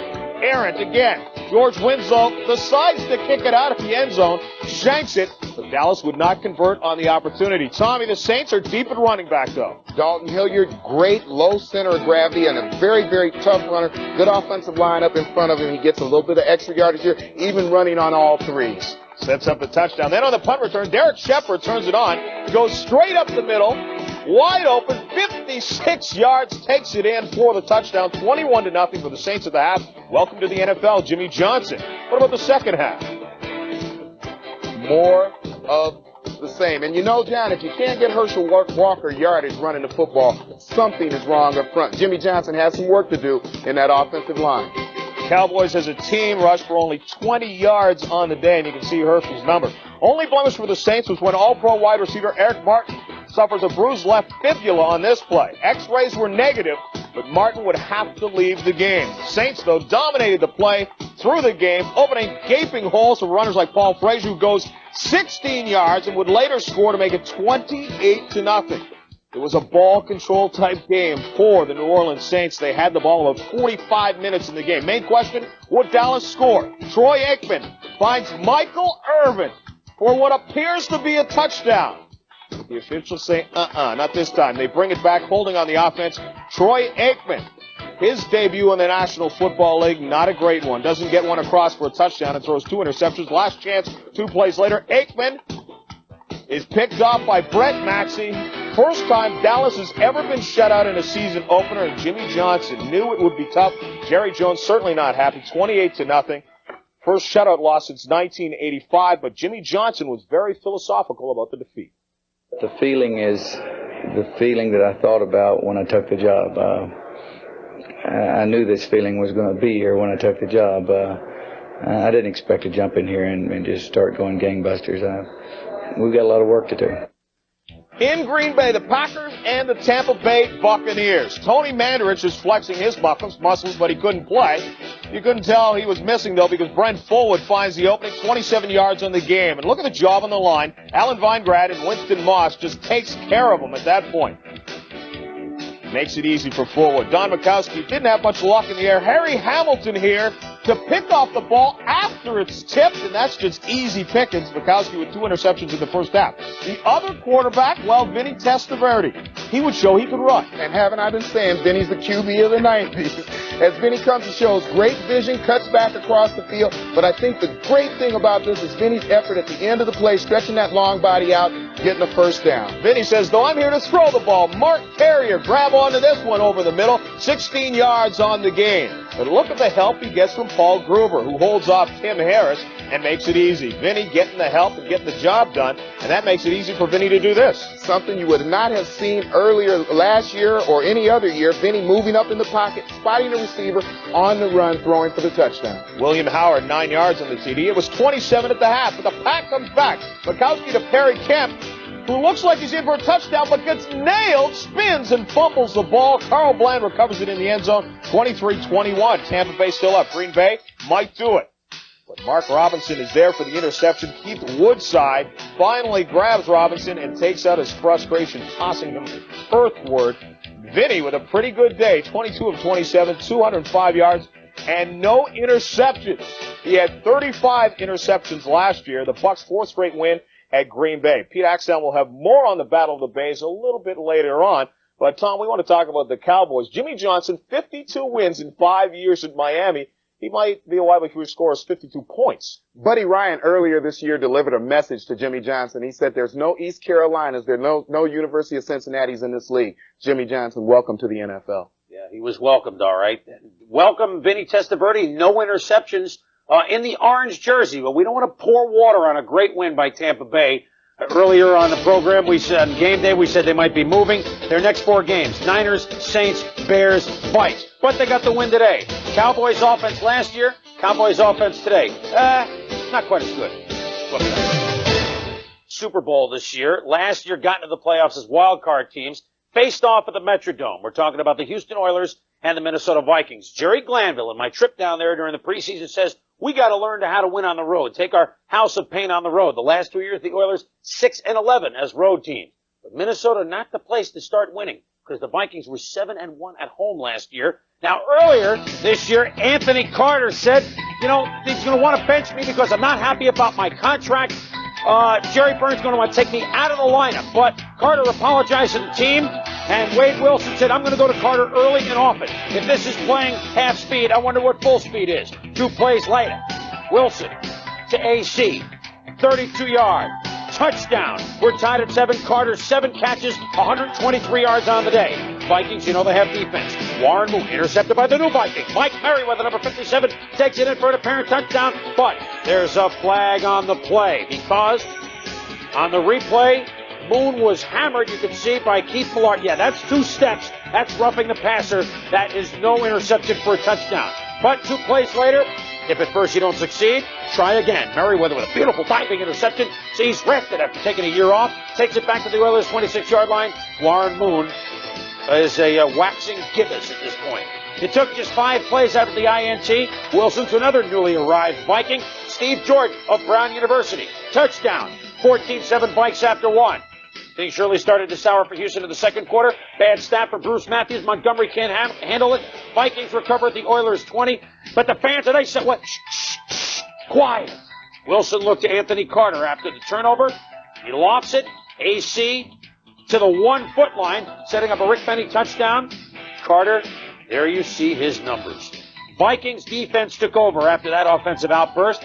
Warren Moon trying to run. You know he has a good offensive line, but when you're behind, the Vikings can tee off, and Millard just sacked him easily. Dan, one of the names you don't hear as much of in the Vikings, Al Noga, runs smack into Warren Moon. Jerry Glanville, wearing black. That doesn't work today. 24-7 Vikes at the half. Second half, more of the same. Chris Dolman sneaks up behind Moon. You know, he has a good offensive line, but the Vikings overpowered it today. They strip the ball. He recovers it. Jerry Burns likes what he sees. Everybody gets involved. This time it's Noga hitting Moon, who has nowhere to run, nowhere to hide. He's finished off 7 sacks today for the Vikings. A total demolition of the Houston Oilers by the Vikings on offense and defense as they lay the lumber to Moon and company. They'll be back, but on this day it was all Minnesota, 38-7, and the Vikings, you know, they beat the Bears twice last year, but they've never won that Central Division. I know the Bears won a tough game today, but the Vikings will be noticed. Dolman, Millard, and company, obviously the best pass rush defense in football. But Anthony Carter, who made that statement about not playing hard and they might as well bench him, talking about getting out of the gate. 7 catches, 123 yards, and a TD in the first half. That's getting out of the gate pretty fast. You know, we're learning. Who needs the preseason? I know that's something you tried to tell the Broncos all of your years. I voted for that. You know, here's Carter and Jordan sitting out, and you saw Barry Sanders come in and play. Wait to see what Deion Sanders did, a member of the Atlanta Falcons, for about 3 days. We'll take a look at the Rams and Falcons and Bud Carson's debut as Cleveland Browns head coach. But remember Vinny last year? The new Vinny today, even in the Army. Well, he's back. The National Football Conference West, where the Los Angeles Rams were at Atlanta. Now, the last 3 times these two teams met, the Rams just churned them up. Ate him for dinner. 88-7. They won all 3 games by combined scores. But this year, although LA has improved also, so has Atlanta. It may not show for a while, but one of the reasons Atlanta's improved, they have 2 number 1 picks. The high number 1 draft choice, Deion Sanders. Wednesday played baseball for the New York Yankees. Sunday played football for the Atlanta Falcons. And there's Deion returning punts today. His first effort as a punt returner was not one that Deion, I don't think, would like to remember, because he ate. He fumbles it. Looks like the Rams recover, but it was called back at a penalty, and so his first return was 15 yards. His second return, Deion fumbles it again. But sometimes the great one, that gives him an opening. And watch Deion get knocked backwards. But before the fans could boo, here comes primetime. Deion could go all the way. 68 yards. Welcome to the NFL. Touchdown. 7-0 Falcons. Said he felt like a deer being chased like 100 hunters. But he scored the touchdown. Deion had to score because Chris Miller early had problems. Ball batted down by Sean Miller. Swing pass to John Settle. No. Then, when he got the ball on target, Floyd Dixon made a dropsy. Thankfully for the Falcons, though, Jim Everett started a little sluggishly. Here he emulates the great Viking quarterback Joe Kapp with this wounded duck to Aaron Cox. Whack. Then the throw to Henry Eller. Willie Anderson makes the catch on the sidelines. But late in the first half of the Rams up 10-7. Miller looks long. Floyd Dixon holds on. Touchdown. Atlanta leads it 14-10. This would break their back. Final play, first half. Down 14-10. The Rams Everett toward the end zone. And Henry Ellard pulls down the Hail Mary, and the Rams lead at 17-14. How can that happen? So many defensive backs want to get that interception at the end of the half. They should be taught, get up in front of the guy, knock the ball down, forget the interception. All right, and so John Robinson and company get a gift. And in the second half, it was all Everett and the Rams. Here's Jim on the move. Into the end zone, beats number 76, Mike Gann, and Jim is excited. The Rams open up a 10-point lead, 24-14. Little icing on the cake. Greg Bell, 2 touchdowns, 128 yards rushing at 26 carries. The Rams go on to win at 31-21. And for Atlanta, they get a little excitement for sure, but they still don't have the Rams number. The Swamp Fox loses it 31-21, and the Rams perhaps are on their way, although as we said in recent years, they have always owned the Falcon. Little footnote about Deion Sanders. He is the only player ever to hit in the same week a home run, which he hit on Wednesday, and score a touchdown. Remember, Bo takes the 2 weeks off between baseball and football. He also hit a home run in his first game in the major leagues, and he scores a touchdown, his first game in the NFL. Remember it. Meanwhile, something that Bud Carson will remember. His coaching debut as the Cleveland Browns. Went to Pittsburgh against the man he used to be defensive coordinator for, Chuck Noll of the Pittsburgh Steelers. Bobby Brister's second possession on the Steelers' own 5-yard line. Hands off to number 1 pick Tim Worley. Fumble! Clay Matthews in the end zone. Defensive touchdown number 1. Hits 7-0. Next possession. Tim Worley. Fumble! Dave Grayson recovers. Browns converted into a field goal, 10-0. Steelers' fourth possession. They try a little dipsy doodle. Lewis Lips has Dave Grayson wrestle the ball away from him. Grayson, cut, go all the way. Another defensive touchdown. 17-0 Cleveland. Tommy on the replay, Grayson just looked like he was stronger than Lewis Lips. Every linebacker is stronger than every wide receiver. And any linebacker worth his salt is always, if he gets a chance, he's going to rip that ball out and take it the other way. You never did things like that, did you? Yeah. Brister looking, rolls out, goes deep. But Mark Harper catches the overthrow. 3 fumbles, 1 interception, and 4 possessions for Carson's defense. Browns had some offense, too, on 3rd and 20. Bernie to Tim Manoa, who goes down the near sideline for a 24-yard gain and a first down. Manoa scores 4 plays later, 27-0 Cleveland. Special teams, too. Harry Newsom, the man who got his punts blocked all the time last year, punts it to the ice cube. Gerald McNeil. Down the field for 42 yards, helped set up a bar field goal. 30-0. Browns at the half, 228 yards total for Cleveland, 29 for Pittsburgh. In the third quarter, Bubby intercepted. Boy, Dave Grayson is all over the place. His second touchdown, 44-0 Browns. They add another one, 51-0. Cleveland, a resounding win for Bud Carson. The Steelers' worst defeat ever, their previous worst, 54-7 to the Packers in 1951, and the Browns have scored the most points since 1964 when they won the NFL championship with Jim Brown. That was a 52-20 win over the Giants. So a lot of firsts, and Bud Carson out of the gate, 1-0. Number 1 signees who signed the last week of the season, the guys who played, did pretty well. When we return, more late highlights. Dad! Can I parachute out of my bedroom window? No. Can I grow a mustache? No. Can we go shark fishing? No. No. Dad, can I have a pet monkey? No. Oh, darn. Beekeeping! No. Dad, What? can we go to McDonald's? Yes. Yes, we can. Can I drive? No. Oh. Recently, Road and Track magazine concluded a search for the world's 5 best cars. After exhaustive testing and analysis, they chose 4 exotic sports cars. And even more significantly, only 1 sedan. The Mercedes-Benz 300E.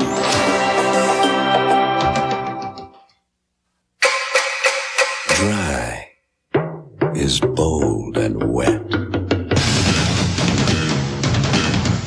The taste of dry is less sweet. Michelob Dry, brewed longer, so taste after taste, there's just no aftertaste. Michelob Dry, bold taste with no aftertaste. Performance. For some people, it's more than a passion. It's a way of life. Well, for all those people for whom good enough just isn't good enough, there's Speed Stick Antiperspirant. Nothing is whiter. Nothing glides on drier. Nothing gives you all-day protection in a bigger way. All-day performance that's hard to beat. If you're going to give 110%, your antiperspirant should give 110% too. Speed Stick, the white stick. By Menon. You're watching ESPN, the Total Sports Network.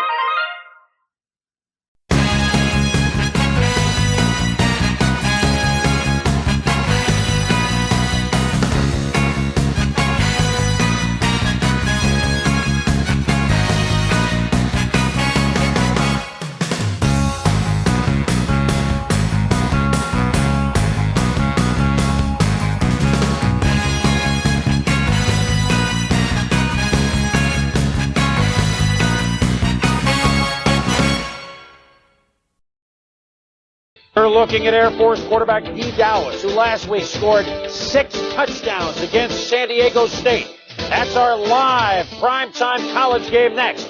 Air Force at home against Wyoming. Immediately after primetime at 8:15 Eastern Time. But a primetime team this year, the champions of the NFC East last year, the Philadelphia Eagles. John, Buddy, doing a lot of yapping, but, so far he's kind of backed up those words. Well, it's Buddy Ryan's 4th year as head coach of the Philadelphia Eagles. Everyone recalls when he was with the Chicago Bears as their defensive coordinator. He was carried off the field along with Mike Ditka, the head coach, when the Bears won the Super Bowl. And down in Philadelphia this year, they're talking about Buddy being carried off the field once again. They'll expect nothing less than a Super Bowl championship. 10-7 against the AFC West. The Eagles come in early in the first quarter. Ruben Rodriguez set the punt, but Andre Waters comes in untouched and gets his hands on it, blocks it. Moments later, Anthony Tony's touchdown dive gave Philly a 7-0 lead, and that was early. Seattle comes back. Dave Craig to Steve Largent over the middle, 23 yards on the touchdown pass. Largent now with 98 on his career, one behind Don Hudson. He would later have to leave the game, however, with a cracked elbow. Eagles passing game won the contest in the first quarter. Randall Cunningham to Mike Quick. A nice move and picks up 20 yards. Same drive now in the second quarter. Cunningham goes to Chris Carter. And Philly caps the drive with the Luis Zendejas field goal. 10-7, the Eagles have the lead. But it was Randall Cunningham on the day. This is why he's so dangerous. Rolls out and then just lofts this one like he's tossing a softball and gets it in there. 42 yards in the game to Carter. Now at the 8-yard line. Randall to Carter in the corner of the end zone. 6 points, 17-7. Philly has the lead. Take a look at it again on the replay. The perfect pass beats Dwayne Harper, who had excellent position, but Randall still threads it in there. Now on to the third quarter. Cunningham hits Mike Quick for another big game. Again, Randall so effortless with the pass. Randall 13 of 27, 240 yards, and the 2 touchdowns of the day at the office. Same drive, Cunningham. Watch the high pass here. Mike Quick just comes back to the ball, grabs it, and steals it away from Melvin Jenkins, 24-7. Mike Quick with 6 receptions for 140 yards. Take a look at it again on the replay. The ball is just floated up there in the air, and Mike Quick does the rest of the work. It's a great read of physiques, John. I guess he knows that his man is going to be able to out-jump Jenkins. Seattle tries to come back, though, through the air. Craig's pass is underthrown. Jenkins picks it off and makes the nice return after getting back up, taking it along the sidelines. More good Philly defense. Wes Hopkins coming in on the safety blitz and picks up Dave Craig for the stop. More defense. Craig's overthrown pass picked off by Todd Bell, who's just back there playing a floater.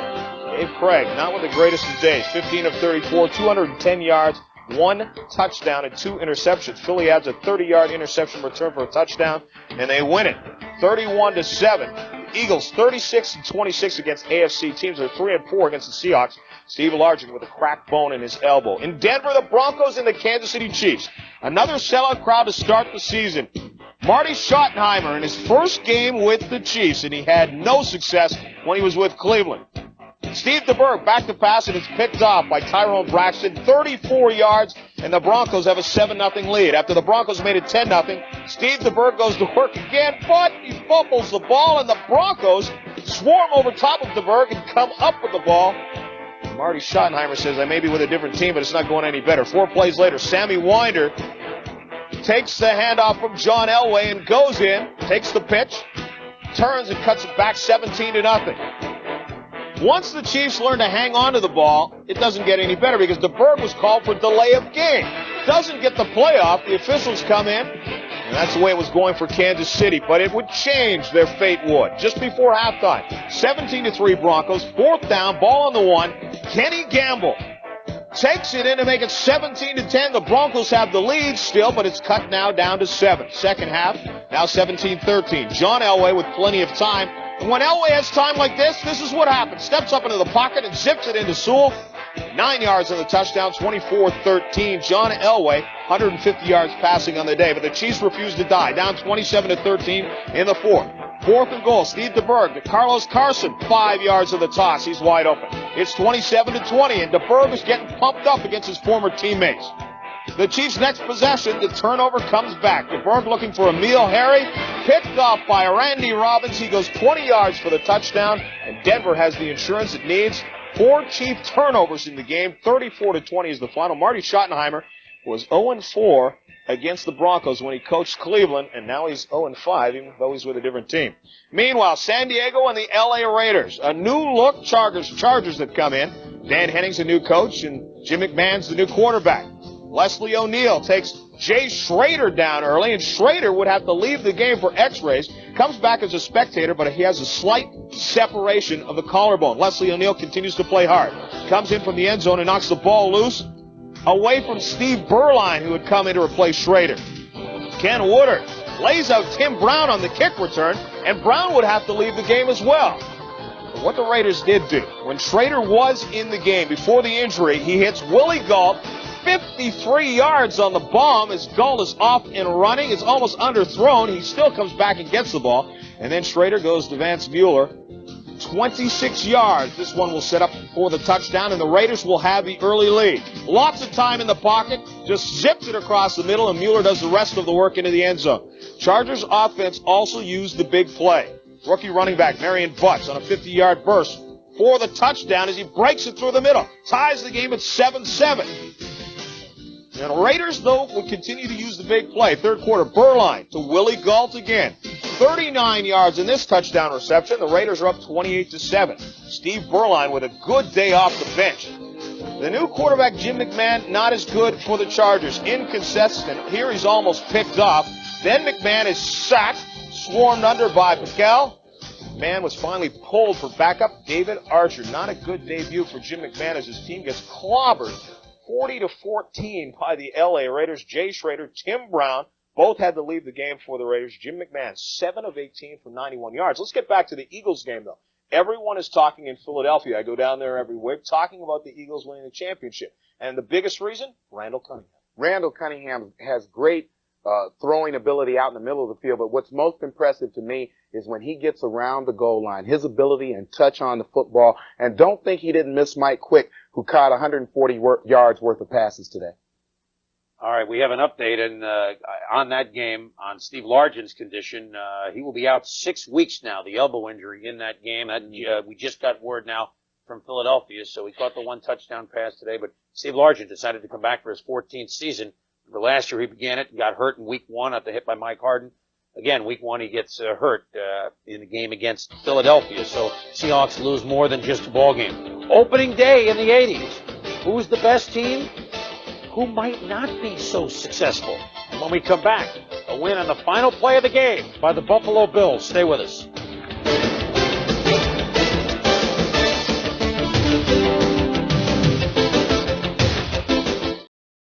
Once upon a time, there was a guy named Goldilocks who was thirsting for refreshment. But this one, and this one.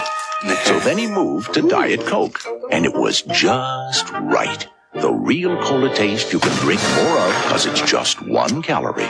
Hey, somebody's been drinking our Diet Coke. Yeah. And there he is. Hey, it's the 3 Bears. What's up? Yeah. Just for the taste of it. Diet Coke. This is a recipe for love. New Cheese Lovers Plus. Blend an abundance of 3 alluring cheeses. Add 2 irresistible toppings, your choice. And what you get is 1 provocative pizza. Get all this love for only $8.99. Or get twice the affection for just $4 more. New Cheese Lovers Plus from Pizza Hut. The name says it all. Most of my friends don't know what they're going to do after graduation, but I've already locked in guaranteed skill training in the Army. Qualify now and you can reserve even the Army's most sought-after technical training up to 12 months in advance through the Army's delayed entry program. Sure, being a soldier won't be easy, but then nothing worth having ever is.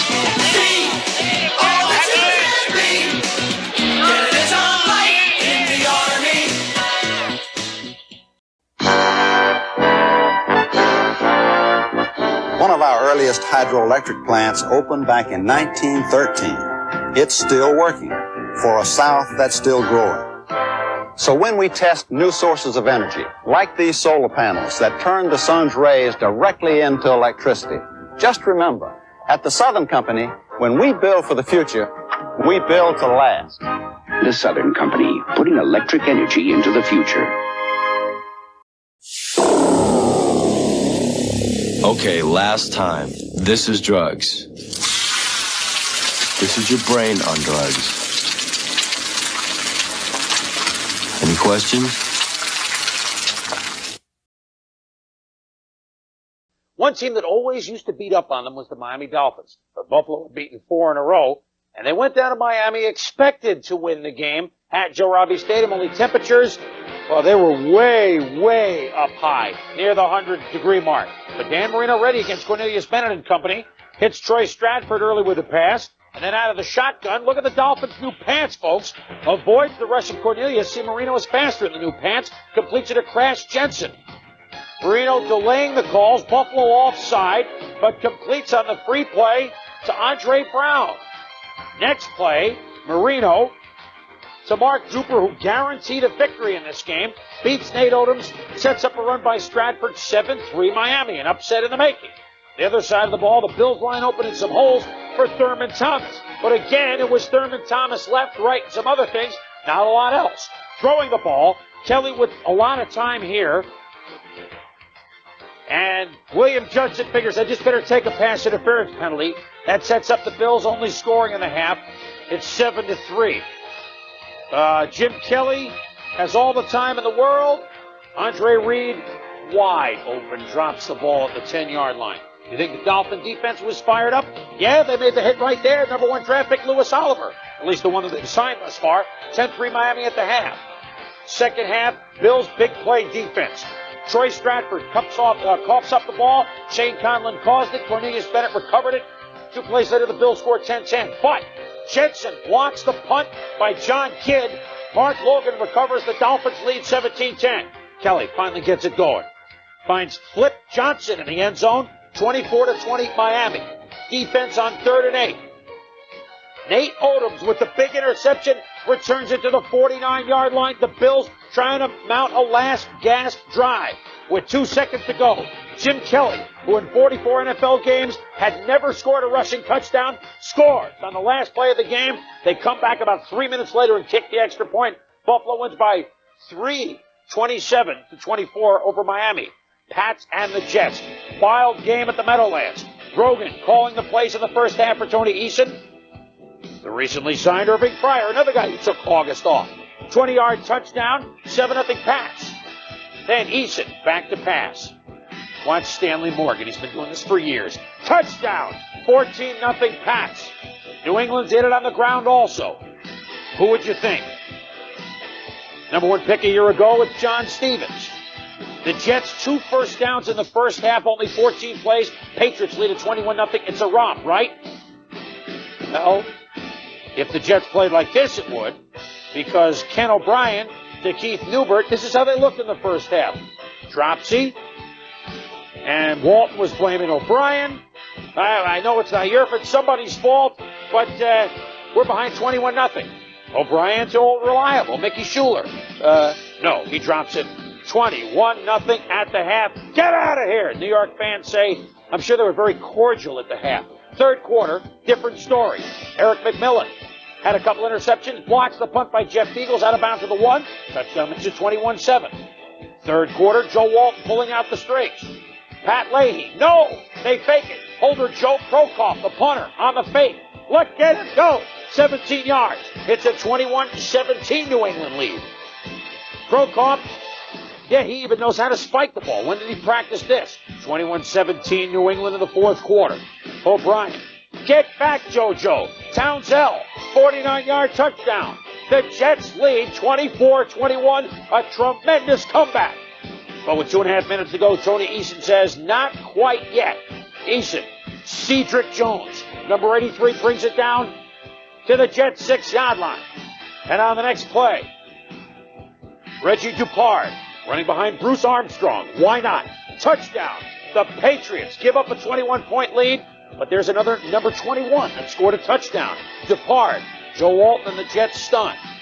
As New England wins a wild, wild ball game, 27-24, and the Patriots have won their last 6 openers, so they and the Bears have won 6 straight on opening days. Nobody threw for 300 yards today in the NFL. There were a few 100-yard games. Here's who did them. We'll be back with Axe's Angle, unique as always, in a moment.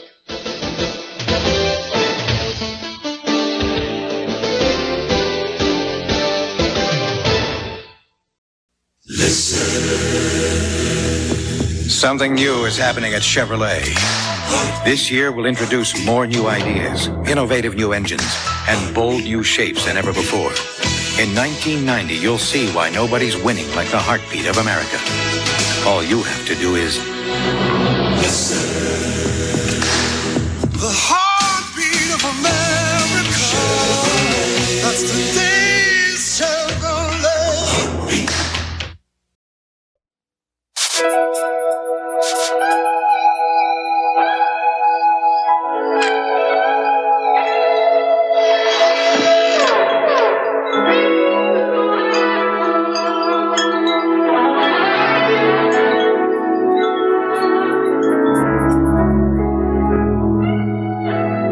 Life's full of simple pleasures, like the comfort of Levi's jeans. Or had you forgotten? It will hurt if I swallow. It will hurt if I swallow. It will hurt if I... Mommy! Introducing new advanced formula chloroseptic with the power of phenol. It penetrates nerve endings to work on contact, so it gives the fastest relief and nothing lasts longer. New advanced formula chloroseptic works fastest. More juice, please. And nothing lasts longer.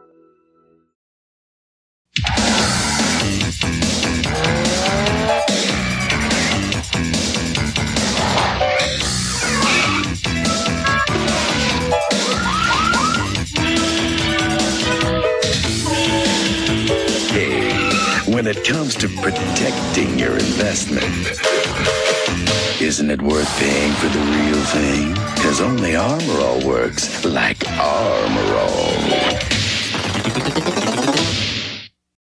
The spectacle, the sights, the sounds.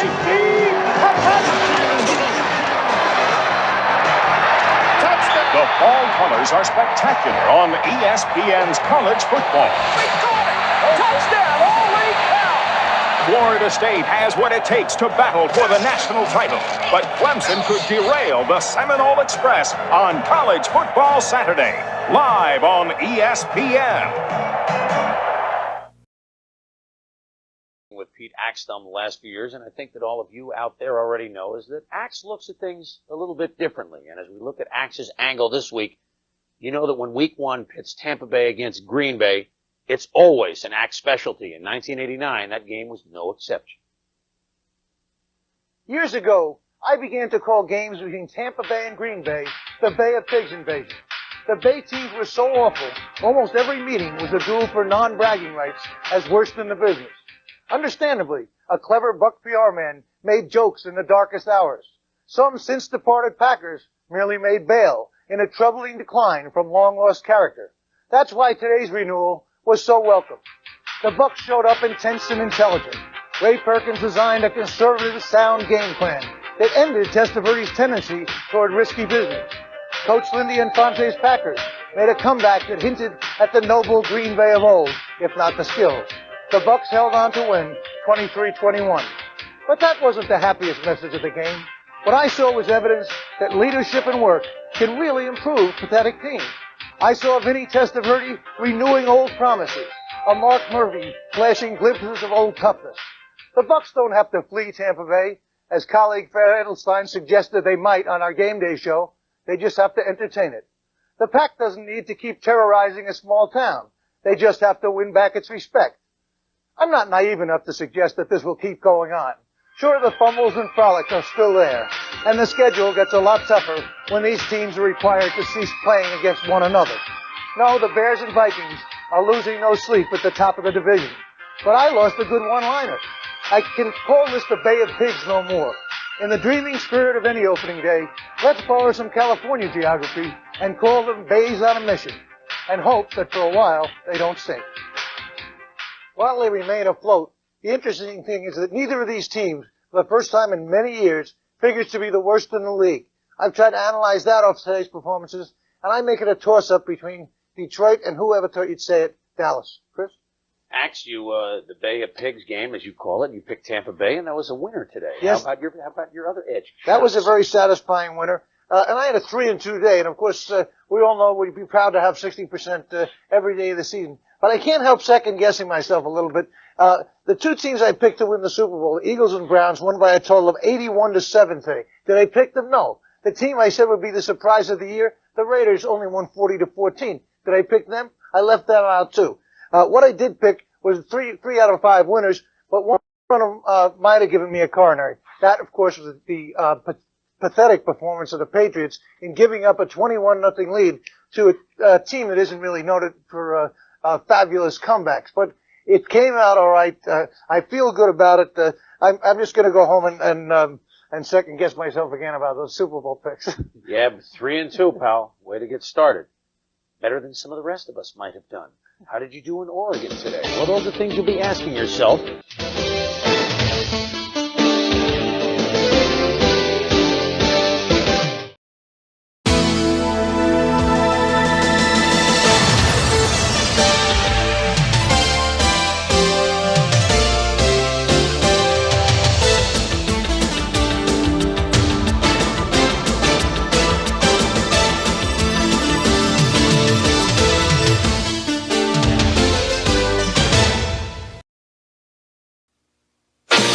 In 13 cities and 10 countries across the Pacific, they're playing our song. United Airlines, rededicated to giving you the service you deserve, halfway around the world. Come fly the friendly skies.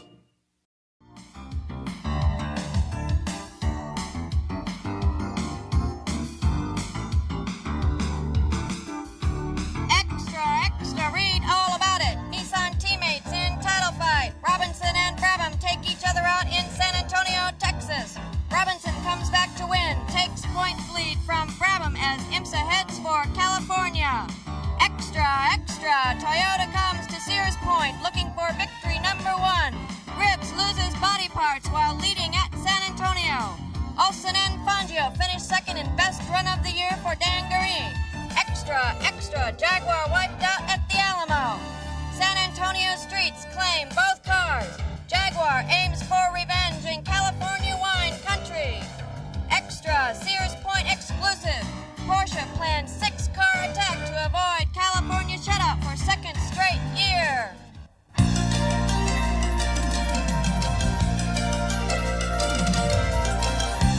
ESPN, celebrating its 10th year as world leader in motorsports coverage, presents Speed World.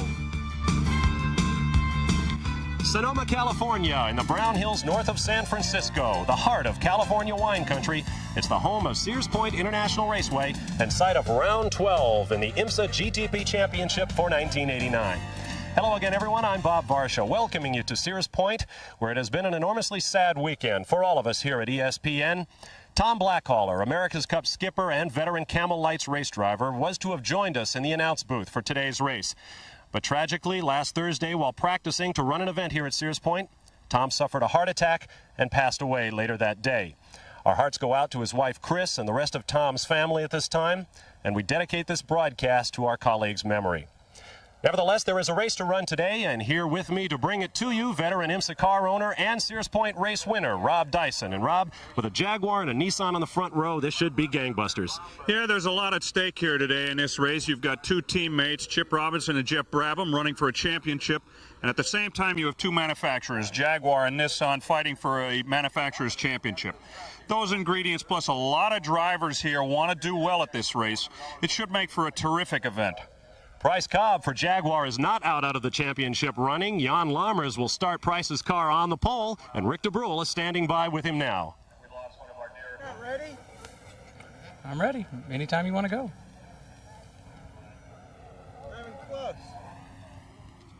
There was a little change of plan here in the Jaguar camp. Originally, Jan Lammers was supposed to be starting the race. Instead, Price Cobb is going to be starting the car. Do you prefer the first stint or the second stint?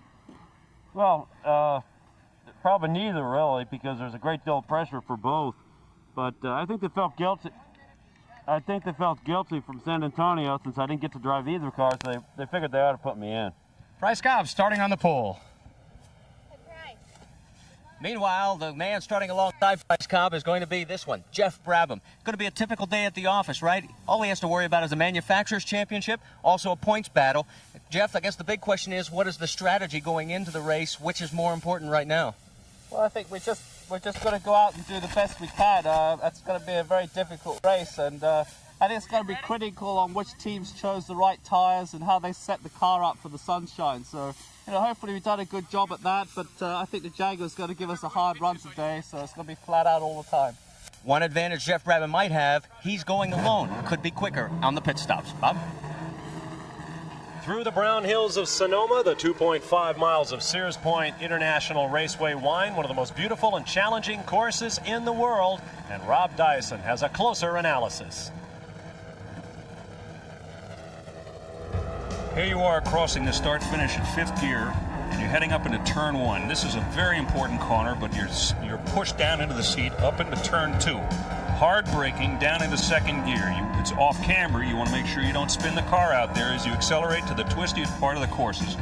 3 and 3A. Here's 3 and 3A, and you want to make sure you don't put the outside of the car off the race course. Hard braking down into third gear to accelerate through turn 4, going into turn 5. Up into fourth gear, about 140 miles an hour. Hard on the brakes heading into the carousel and down into third gear. You stay on the inside of this corner because if you're on the outside during the race, it gets so slick you could be history. Out to the edge on the longest straightaway of the race course, heading into turn 7. There's a lot of passing here, and it's a very important corner. Down into second gear, one of the slower corners.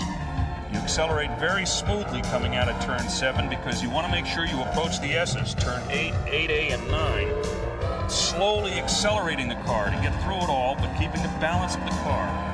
Heading down through 9 into 10. This is the fastest corner on the track. You're doing over 150. Through the short chute, where you're the fastest part of the course, you're doing almost 170 miles an hour. Hard on the brakes into 11. You're only doing about 30 miles an hour into here. This is the staging area for the drag strip, and you want to make sure you come out of there very effectively without spinning the car.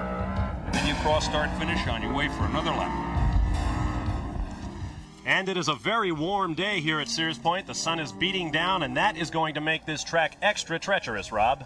Yeah, it should make a little bit of a difference, Bob, but it gets pretty slick out here anyway. This is a long race, there are a lot of cars on it, so it'll be exciting to watch. Jaguar has put Price Cobb in the pole-sitting car after he wasn't able to drive a Jaguar last week in San Antonio when both cars crashed out of the race. Cobb needs to score points to get into that championship fight with the two Nissan drivers, and so he will start today in an effort to get back into the title fight. We'll be back to set up the grid and turn him loose here at Sears Point in a moment. 3, 2, 1, mark.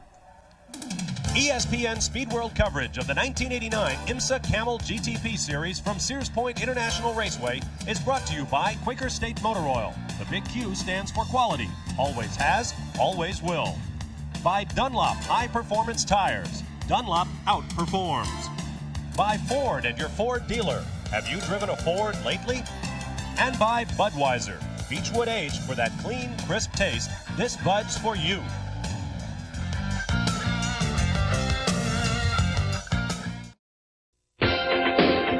For reaching deep, for going long, for digging in when things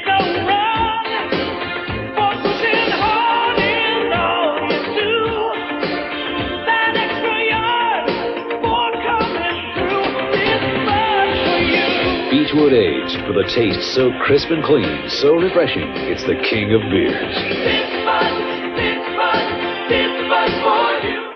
Members of the National Council of Corvette Clubs. To them, there's no car but a vet and no tire but a Goodyear Eagle ZR. We invited them to a showdown. Dunlop D40 M2 against Eagle ZR. Slaloms on wet and dry roads. Hard cornering. Braking. Comfort and noise on the highway. Which tire would they buy now? All 10 pick the Dunlop D40 M2. Dunlop outperforms.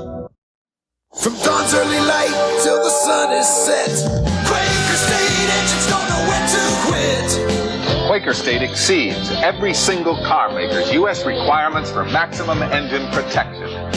That's why in Atlanta, Georgia, the engine in every fire truck, every police car, every Atlanta city-owned vehicle is a Quaker State engine.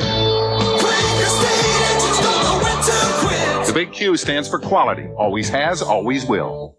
Have you driven a Ford? Now, during the official Ford clearance, get low 2.9% financing or $1,000 cash bonus on Ford Escort and Ford Tempo. Plus, get 2.9% financing or a $1,500 cash bonus on Thunderbird. Combine the cash bonus with option package discounts and save over $1,700 on Escort, $2,000 on Tempo, and get over $2,400 in total value on Thunderbird. Just some of the great values at your Ford dealer now during the official Ford clearance. What if the NFL's legendary teams could battle to determine football's best ever? It's no longer a dream. It's the most unique and revolutionary concept in television sports history. NFL Dream Season. It's a hit. Amazing. Extraordinary. A dream come true. You've got to see it to believe it. NFL Dream Season's Fantastic Four playoffs, Sunday on ESPN. You're watching ESPN, the Total Sports Network.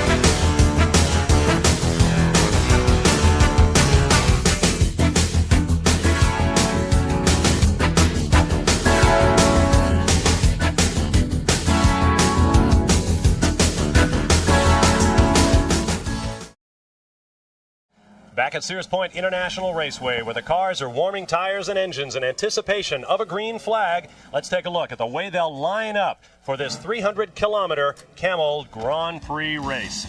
On the pole for the second time this year, Jan Lammers in the turbocharged Jaguar XJR10, but he will not start the car. Rather, American Price Cobb, the only man with a shot at a championship for Jaguar, will be in the machine. Outside row 2 will be the man he hopes to overhaul next, Jeff Brabham, the defending champion of Nissan. Inside row 2 will be his teammate and the new surprise points leader, Chip Robinson. Outside row 2 will be Jochen Maas from Monte Carlo, sharing an air-cooled Porsche 962 with Dominic Dobson from just up the road in Washington.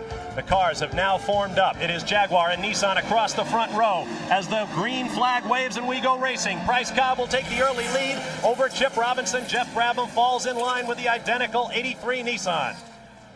It is Cobb, Robinson, Brabham. Excuse me, the 83 car has moved into second. It is Brabham that made a terrific start. It took over second place.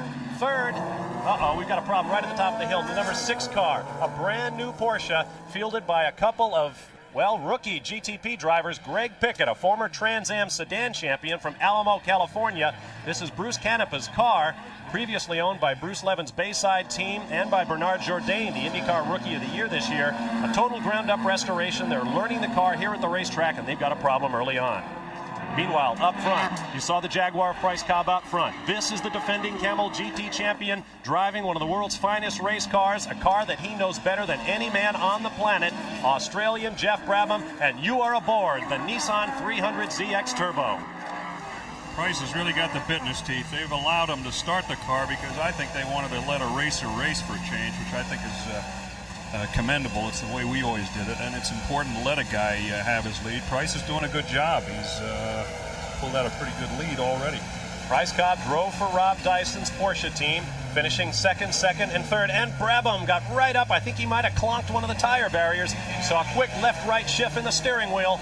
So Jeff Brabham getting off to a rocky start here. Chip Robinson runs fourth, Jochen Maas fifth, and the Jaguar, the number 60 car, the V12 of John Nielsen, is off the racetrack. That's Davy Jones in the car, and it's a little bit early to be doing that kind of stuff. Jones and Nielsen from Denmark will share this machine, and it's a rough start for them as well. And one of the Camel Lights cars is also off the racetrack. This is all down in the turn 11 area where the Bondurant driving school here has its skid pad, bound to be a little bit slicker, and so Scott Atchison, an IndyCar veteran from Bakersfield, California, has also had an off and on. But this is your leader, Price Cobb, originally from the Dallas, Texas area, now running out of Evergreen, Colorado. I asked Price why he decided to move to Evergreen. He told me it sounded like a nice place to live. That makes a lot of sense. In the last 3 years, he has finished second, and third in the overall Camel GT Championship driving Porsches. Switched to Jaguar this year, and he is really kicking up some dust out here at Sears Point. We'll take a quick time out and come back after this.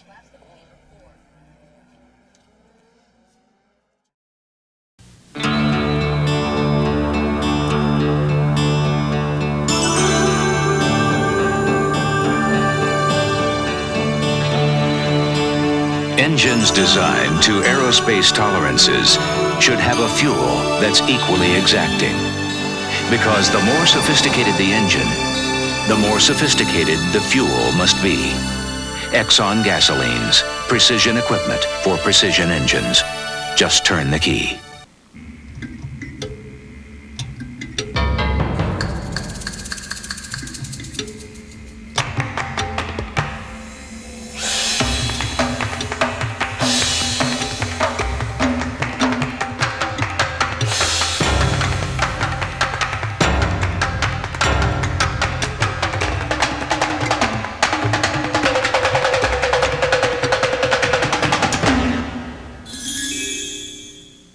Think your new car is protected against rain, snow, salt?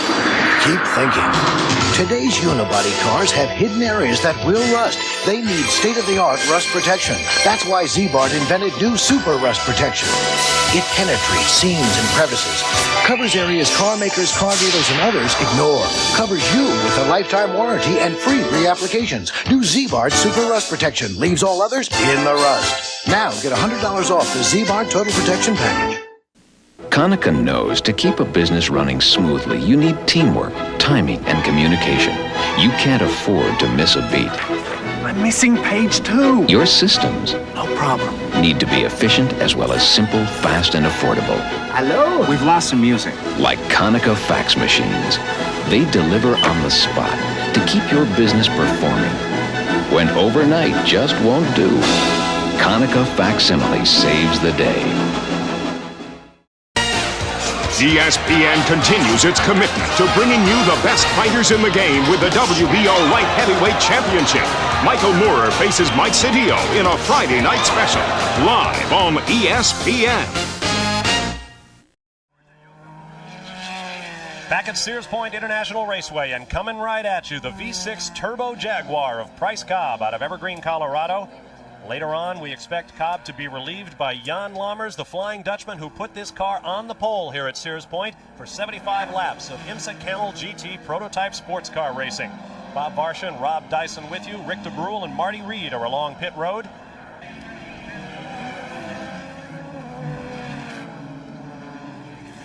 Up and down the pit lane this weekend at Sears Point, people have expressed the opinion that these Nissans, there's the 83 car of the second place, Jeff Brabham, that these Nissans that have won so many races over the past couple of years are among the greatest race cars of all time. They have simply dominated Camel GT racing, carried Jeff Brabham to a championship, and may very well carry either Brabham or Robinson to this year's title.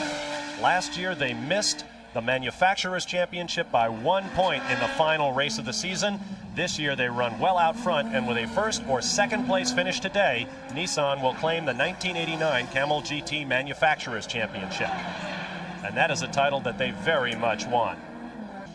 Shifts down for the carousel. Those flames are brought about by just unused fuel coming out of the turbo, and they just ignite when they hit the hot part of the turbo. It looks spectacular, but doesn't cause any harm either to the turbo or the engine. Now Brabham closes up. Here comes the number 9 car, I believe, of Morgan and Hessert. The other car was the 19, the teen car, a Taiga, being driven today by Ferdinand de Lesseps of France and Jay Cochran. There is the number 9 machine. Now that used to be a Spice with a very swoopy nose, but fans of Camel GT racing note that it looks a whole lot more like the Pontiac Firebird design, an older model built by the Spice factory as well. That's because last week in San Antonio, Texas, Tom Hessert had a tremendous crash with the Spice car. They bought a second machine from another team, an older chassis, rebuilt it and repainted it to try to continue to score points. They are running second and third in points behind the series leader, Scott Schubert, who had the pole in the Camel Lights class for this event. And so they are just trying to score points. There's the number 79 machine of Don Bell and Hendrik ten Kati of Belgium. And you'll note that that looks very much like the 9 car because it is the same silhouette. It's the same model, a year-old Spice chassis. Now here's the number 98 Toyota. This is a Group C design that Dan Gurney's Toyota team has brought to the United States with great success this year. Took their first pole in only the 5th race of the season at Road Atlanta, and since then have been running very strongly. Should have won earlier this year at Lime Rock, but suffered through a long pit stop. Might have won at Watkins Glen here on ESPN. They had a bungled pit stop, I think we can call it, at Watkins Glen that may have cost them a victory, and you know it hurt a bunch of guys. There's the number 68 machine of Bob Wallach in very, very early for a change of tires on the Busby team. The Toyota team, with their bad pit stop, was very much out of character. They have changed an engine this year in less than an hour, and that is a miracle as well. So they want to get good coordinated pit stops. Marty Reed is standing by in the Miller pits.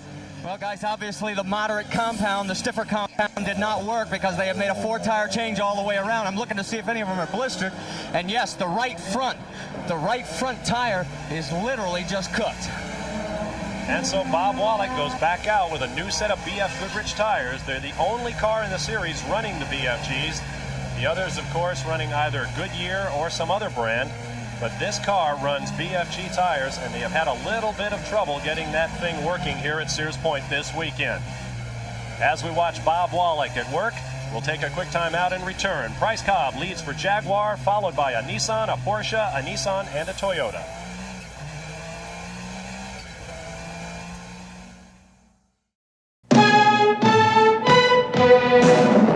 Send up a crow's foot. Give me an aft check. There's a place in the friendly skies where not everyone's so friendly.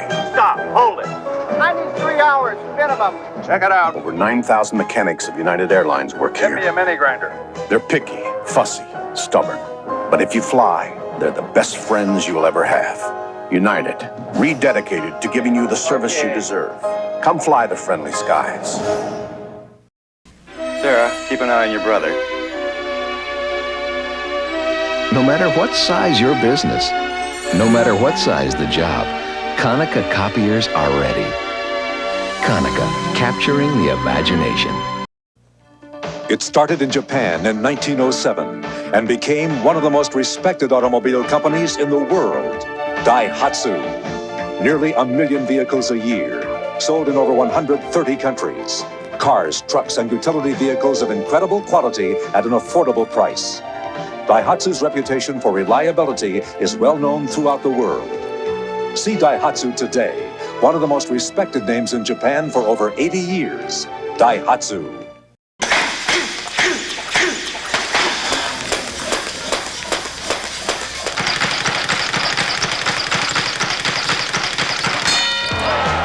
ESPN is your ringside seat for a middleweight face-off.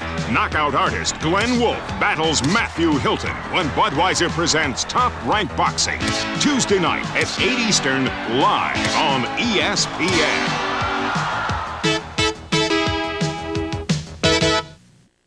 You're watching ESPN, the Total Sports Network.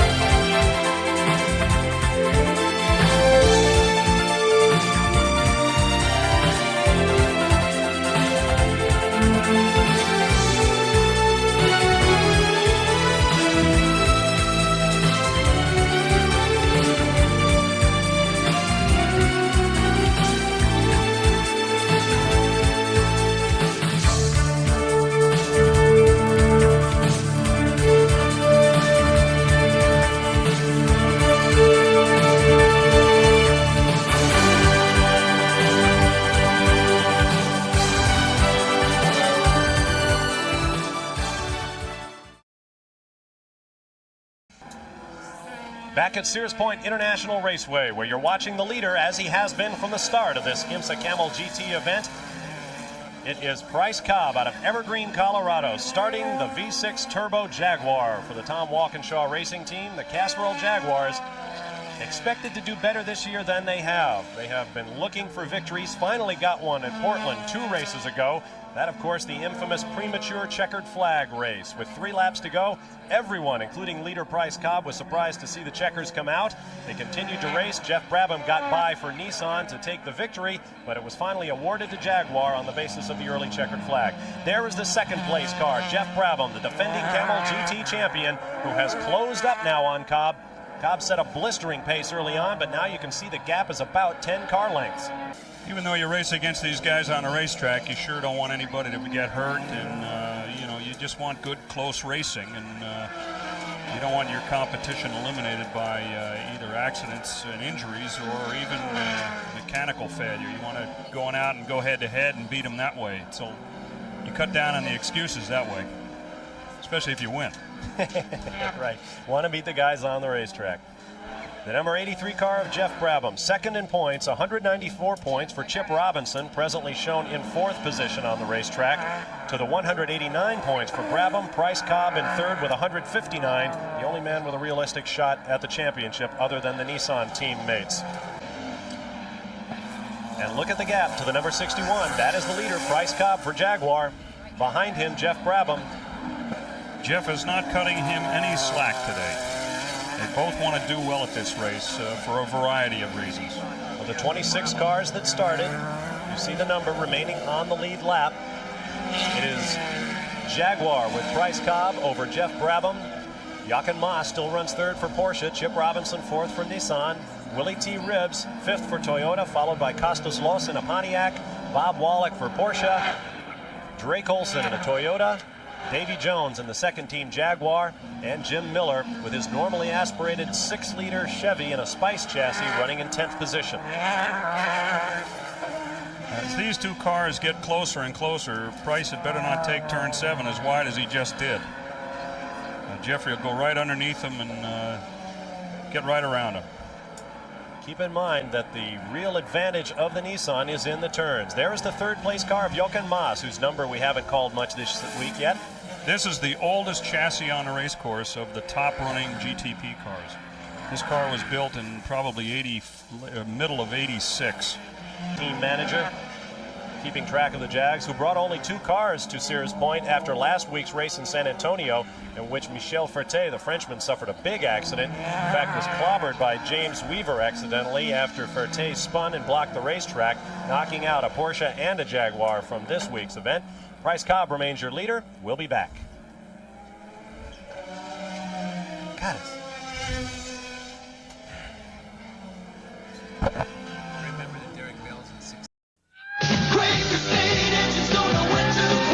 How do you keep a major city running smoothly?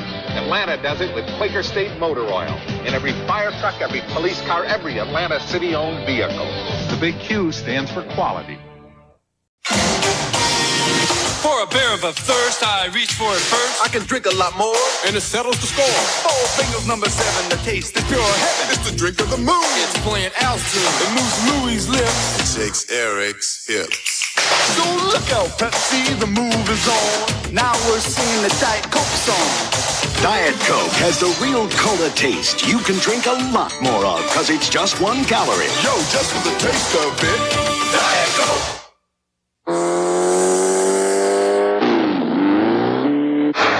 This isn't an ad for a car company.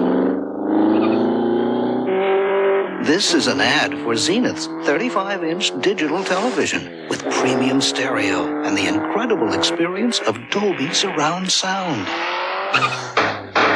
When you have a Zenith television like this, you want to hurry home. Zenith. Quality.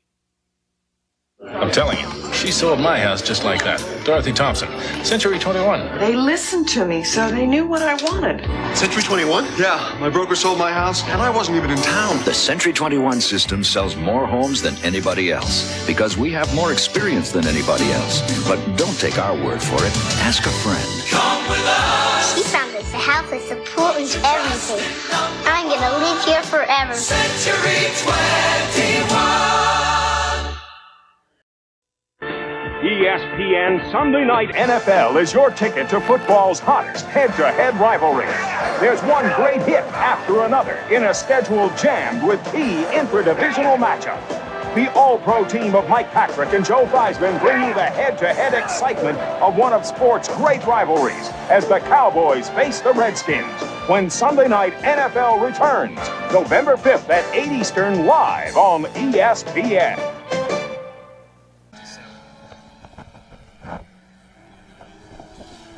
Back on the racetrack, we have a pass at Sears Point. Jeff Brabham gets underneath Bryce Cobb. Cobb comes back, but the Nissan spools up a little quicker, and Brabham will maintain the lead.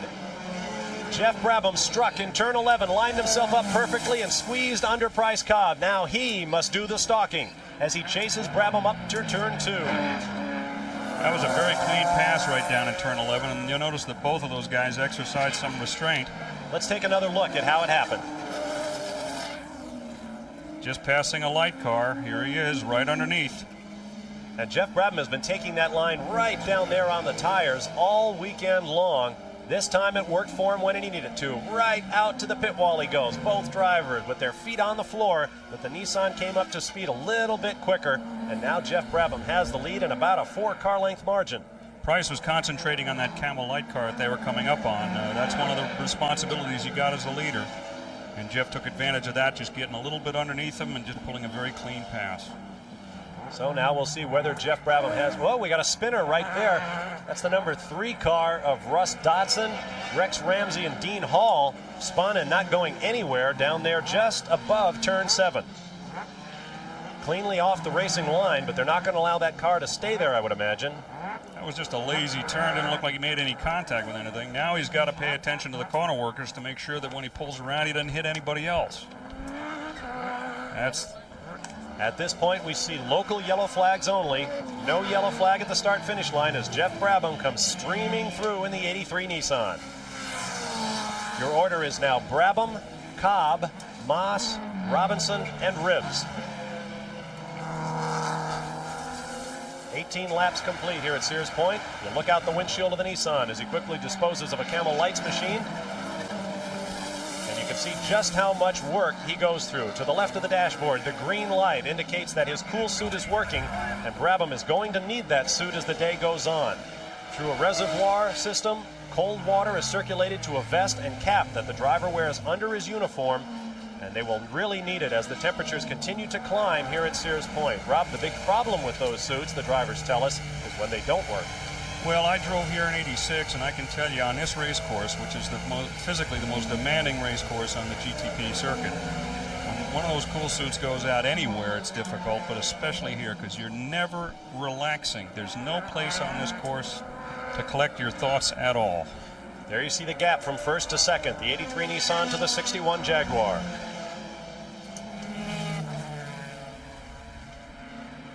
Let's go down to the pit lane now and Marty Reed. Well, the pits are probably the worst place ever to watch an auto race from, but we can find out what's going on at least with the Jaguars because they've got a computerized system which gives an automatic readout from the car itself. In fact, we can tell you right now it's 5,700 RPM, now 7,000. So obviously we know the car's in a... The one thing it won't tell you, however, is that they just got passed for first place. And that's what we're here for on Speed World, to show you the passes. Bryce Cobb, Jan Lammers put this car on the pole. They're allowed 2 laps in single car qualifying. Lammers said after his first laps, as we see the number 68 car of Bob Wallach back in the Miller pits once again. And this time it looks a little more serious than just a rubber problem. Let's go down to Rick DeBrule. Well, that's right. They came in. There was a driver change. John Andretti is now in the car. Bob Wallach got out, but it was done very slowly. Now they're sitting in a situation where they've done all the work on the car, and they're just waiting for a moment before they send him out. Obviously something amiss before they send him out. He's back out on the track. We'll try and get hold of Bob Wallach and find out what the problem is. Early indications are a misfire in the engine. Could be something having to do with the electronic engine management system. John Andretti into the race car now. The car's been getting better and better. I think since Road America, we've been going quicker and quicker, and we've been learning more and more. I think we found a baseline. Now we got to fine-tune it. We were good at San Antonio. We led a little while, and now we're here in Sears Point. So if we can just keep the momentum going, we'll be happy. Boy, they had quite a moment in that San Antonio race. Willie T was actually leading the event when the engine cover came off the car. Air got underneath, and that sucker just ripped up into the air and disintegrated. Pretty spectacular stuff. While Willie T continues to lead the battle with Derek Bell for 6th place on the racetrack, there is your leader, Jeff Brabham, having passed a slower Camel Lights car. And that's what it looks like from the inside. Climbing to turn 2, sun glaring off the smooth pavement here at Sears Point. A little bit of a correction as he goes all the way out to the far side of the racetrack in turn 2, dives downhill into 3. We're going to take a quick timeout. Jeff Brabham remains your leader in the GTP class with 28 laps completed of 75 coming. Jim Downing leads Camel Lights.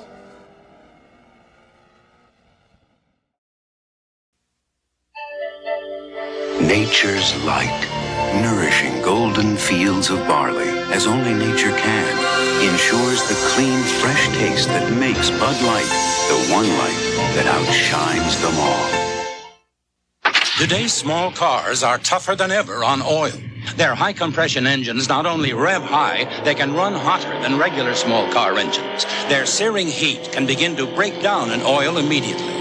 That's why there's Castrol, the motor oil that in every grade provides maximum protection against viscosity and thermal breakdown.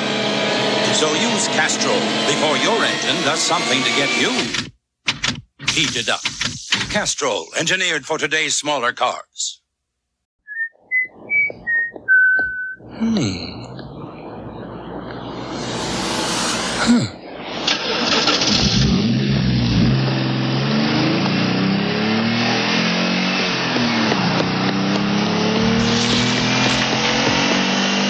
Even when it's standing still, there's something about a fuel-injected, turbo-powered Dodge Daytona Shelby that'll blow you away.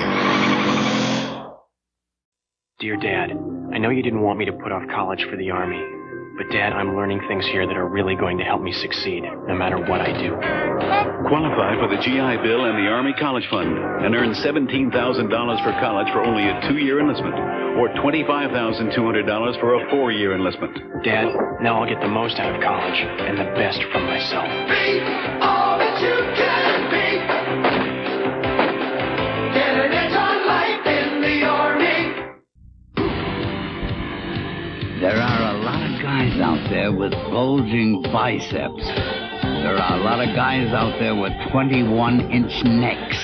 There are a lot of guys out there with bad intentions. But there's only one guy out there who can beat all those guys up, and that's Mike Tyson. These days, he does his best work on HBO. Nobody brings it home like HBO. You're watching ESPN, the Total Sports Network.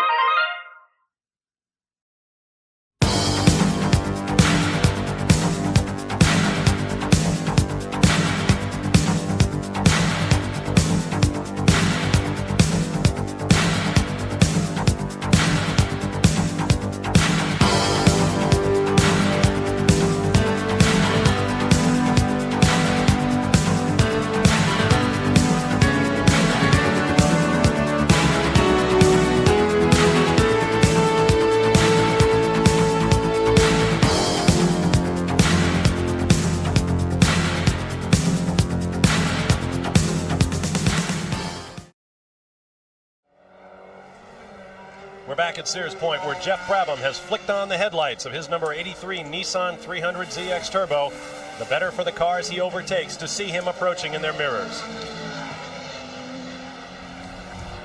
Brabham with a typically meticulous drive.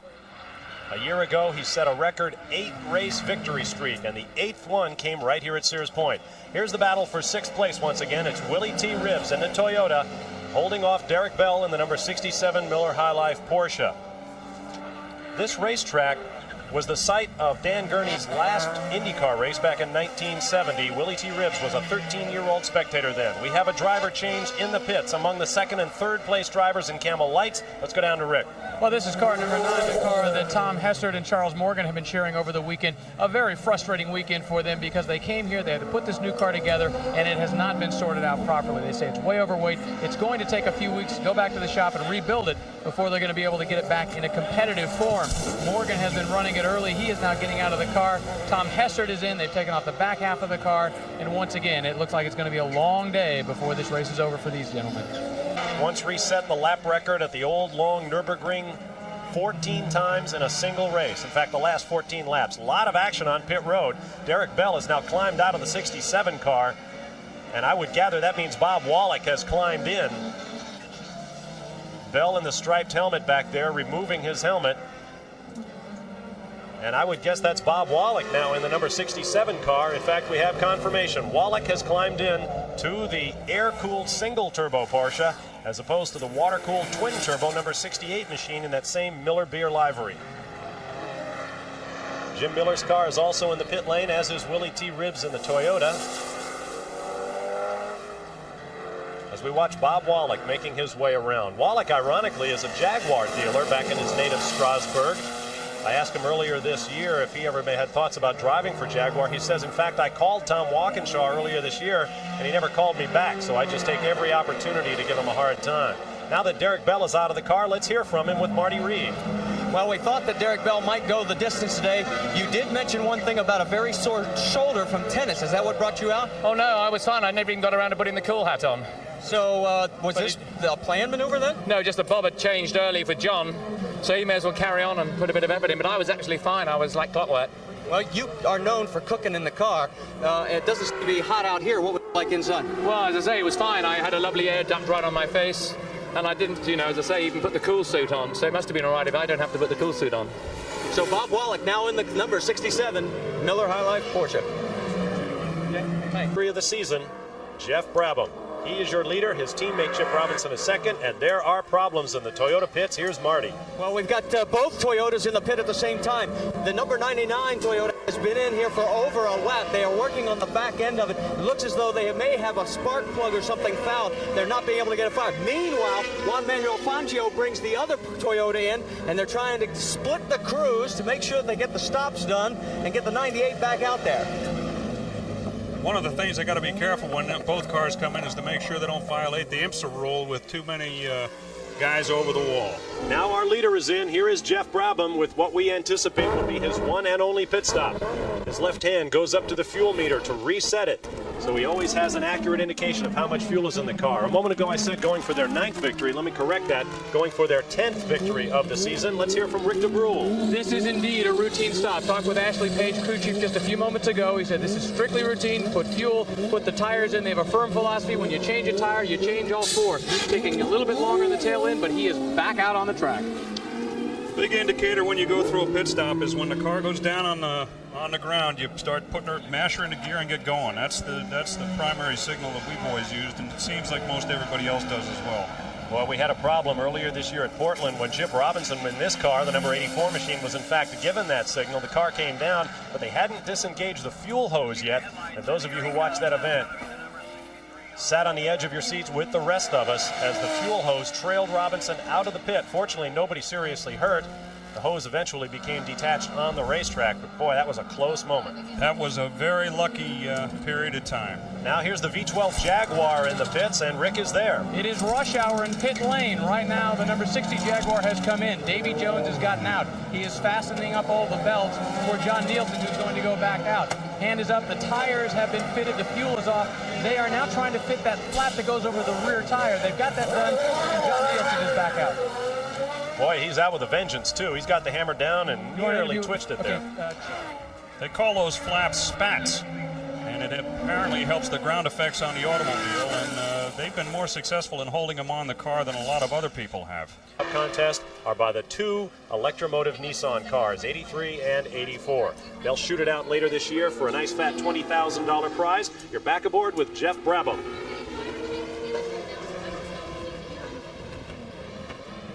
as we watch the defending Camel GT champion at work. Chip Robinson was your leader before that pit stop. We'll get things resorted when we return to Sears Point.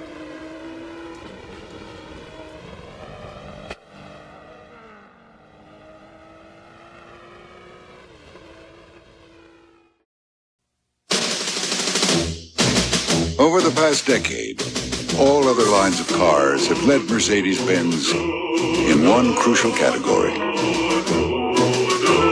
depreciation.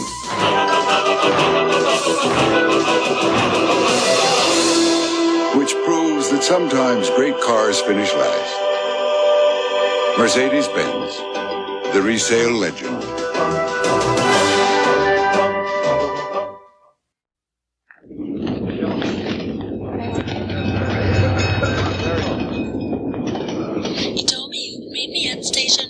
Oh, the excursion.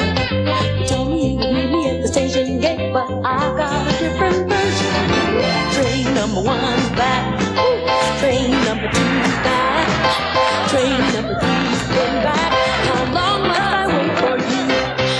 Arrow shirts. We've loosened our collar.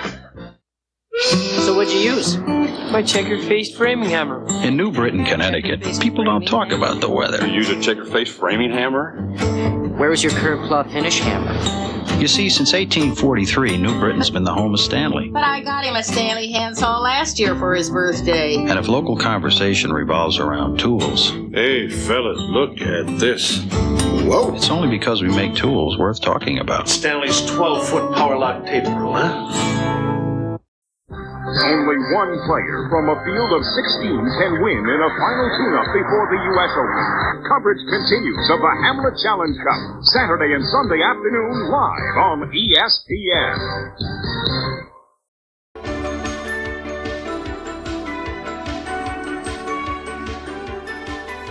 Despite winning 19 of their last 24 races and leading in both the Drivers' and Manufacturers' Championships, you can hardly blame Team Nissan for looking over its collective shoulder. A year ago, with Jeff Brabham's driving title in hand, Nissan arrived at Del Mar, California for the season's final race, needing a victory to clinch the manufacturer's crown. Instead, Brabham took this wild ride into the trackside concrete, and Nissan lost the title by a single point. This year, Nissan appears to have things under control once again, with 9 wins in 12 races. But last month in Portland, Oregon, a befuddled official threw the checkered flag 3 laps early.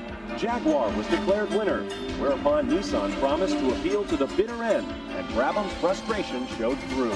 If it comes out against us, it's a 10-point swing, and obviously that's very critical, especially when you consider that Nissan lost the Manufacturers' Championship by 1 point last year. So, you know, it goes way beyond just who won or who lost the race.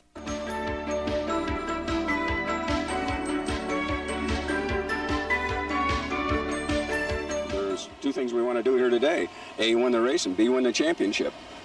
And this is a good place to start doing it, and that's exactly what we intend to do. And that's exactly what they did, winning the next 2 races at Topeka and San Antonio and arriving at Sears Point on the brink of a championship. Back at Sears Point, Jeff Brabham leads the race, and with a first or second place by either he or teammate Chip Robinson, Nissan will clinch that long-awaited and much sought-after Manufacturers' Championship. Jim is planning to market that. Here's number 4, Scott Schubot. Schubot, who was on the pole in the Camel Lights class for the 9th time this season, is now the points leader in Camel Lights. A week ago, with their victory in San Antonio, they won the manufacturer's title in the Lights class for Buick. Marty Reed has more from the pits. Well, we're standing with Linda Ludeman, who co-drives with Scott Schubot, and the big question is, you know, IMSA rules require that there is a driver change for at least 2 laps. This is your first time here, and you were saying this has been a real nightmare of experience for you. This track definitely has gotten me scared. I respect the S's a lot, and my times unfortunately show how much I respect the S's because I'm about 5 seconds slower than Scott is. So you have to make a change. When will you do it? Probably towards the end. Unless there's a long yellow, we'll probably just pop me in right at the end. And if it's a close race, good luck. I'll put my foot down. Linda Ludeman, the only female in Camel GT Lights racing right now. She took the Bondurant driving course here at Sears Point. She said something interesting afterwards. She said, I learned that it's a racetrack that really separates the girls from the boys. I wonder what she meant by that. Well, it's a tough race circuit, not only physically, but mentally. You've got to constantly stay a little bit ahead of it. And all the race circuits in the GTP racing series, this race course is actually, I find it probably one of the more fun ones, but it's very demanding mentally and physically. And I can understand that if you can be behind on it, you'll never catch it.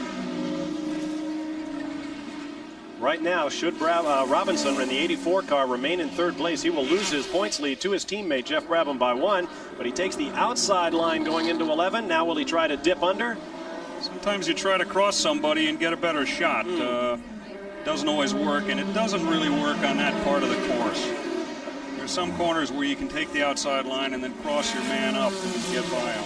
There is the lights car of Scott Schubert making way for the Jaguar. Now he must pull into line for turn 2, and then he'll slide over and let Chip Robinson go by again. We're going to take a quick break, and we'll return for more GTP action from Sears Point. Over its life, a Motorcraft battery delivers enough energy to light up a small park, like Candlestick Park. Shouldn't you install that peace of mind? Motorcraft quality parts from Ford. A Motorcraft spark plug has to fire 500 times a minute. Over its life, that's a spark 5 miles long. Shouldn't you install that peace of mind? Motorcraft quality parts from Ford. I used pressure-treated lumber, and I still have $800 in water damage. How come? Even treated wood needs Thompson's Water Seal protection. This patio was supposed to last for years. Now I have $1,200 in damage. Why? Your concrete wasn't protected with Thompson's Water Seal. Thompson's penetrates into wood, brick, or concrete to form a barrier water can't get past, even when driven by 98-mile-per-hour winds. Let it rain. This time I use Thompson's, a great defense against repair expense. Thompson's, the first name in lasting protection. Dry is bold and wet. The taste of dry is less sweet. Michelob Dry, brewed longer, so taste after taste, there's just no aftertaste. Michelob Dry, bold taste with no aftertaste. Look what's behind the latest breakfast craze. A Bay's English muffin. The Bay's breakfast starts with a toasted muffin, spicy sausage patties, scrambled eggs and peppers, and topped off with that Bay's English muffin. Only Bay's combines spring wheat, Idaho potato flour, whole milk, creamery butter, and cane sugar. The latest breakfast craze starts with a Bay's English muffin in your grocer's dairy case. Bay's. You're watching ESPN, the Total Sports Network.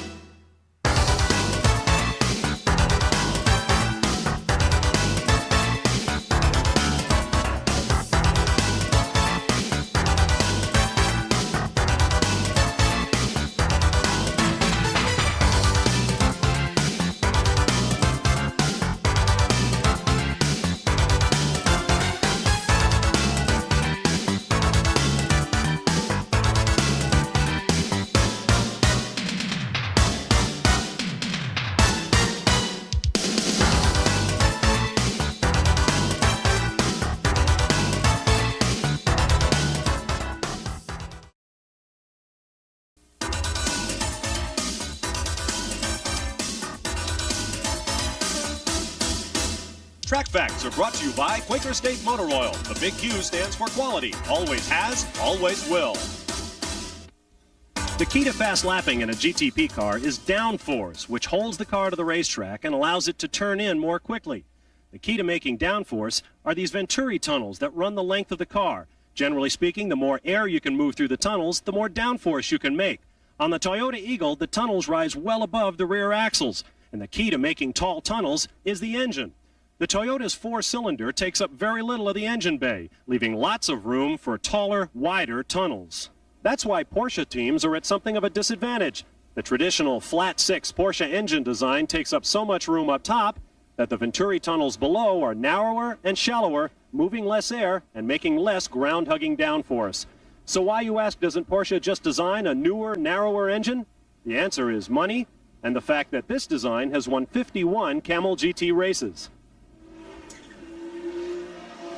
But they're fighting an up-here battle today here at Sears Point. Your leader is Jeff Brabham in the number 83 Nissan.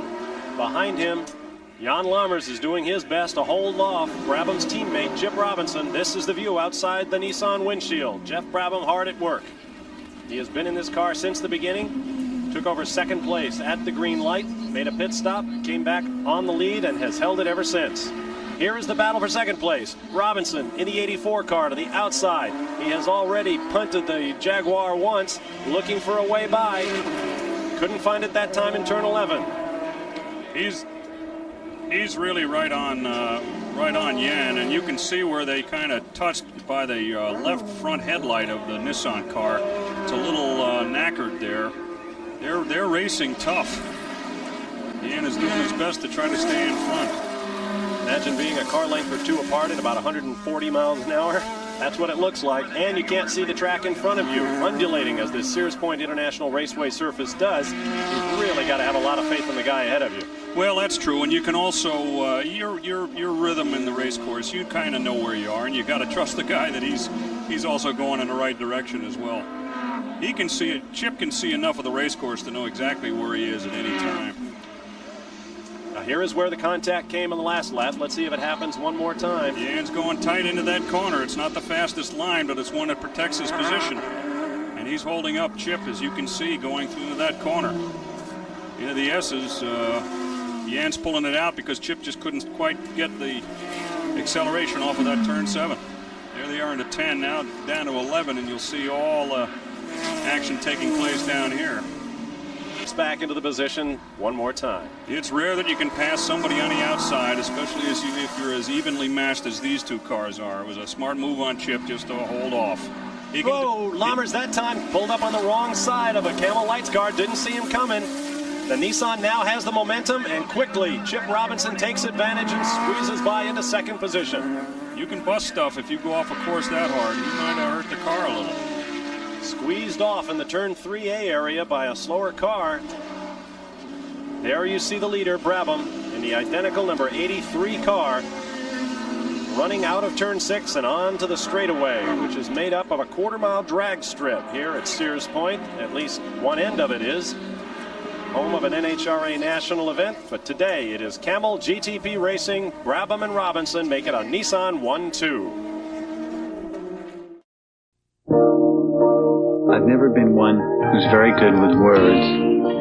And to talk about why I love somebody, to me that's hard. Which is why I guess I take so many pictures of her. I hope that they say everything that I don't know how to. Every day someone new switches to Fujifilm. Fuji, a new way of seeing things. Performance. For some people, it's more than a passion. It's a way of life. Well, for all those people for whom good enough just isn't good enough, there's Speed Stick Antiperspirant. Nothing is wider. Nothing glides on drier. Nothing gives you all-day protection in a bigger way. All-day performance that's hard to beat. If you're going to give 110%, your antiperspirant should give 110% too. Speed Stick, the white stick. 5 minutes. Hey, you're going to like it here. You got a great team behind you. You sure can't complain about the money. You putting that bonus to work? I don't know. Call my Pru Beige broker. Rock solid. That's on Allen Drag. Just like this club.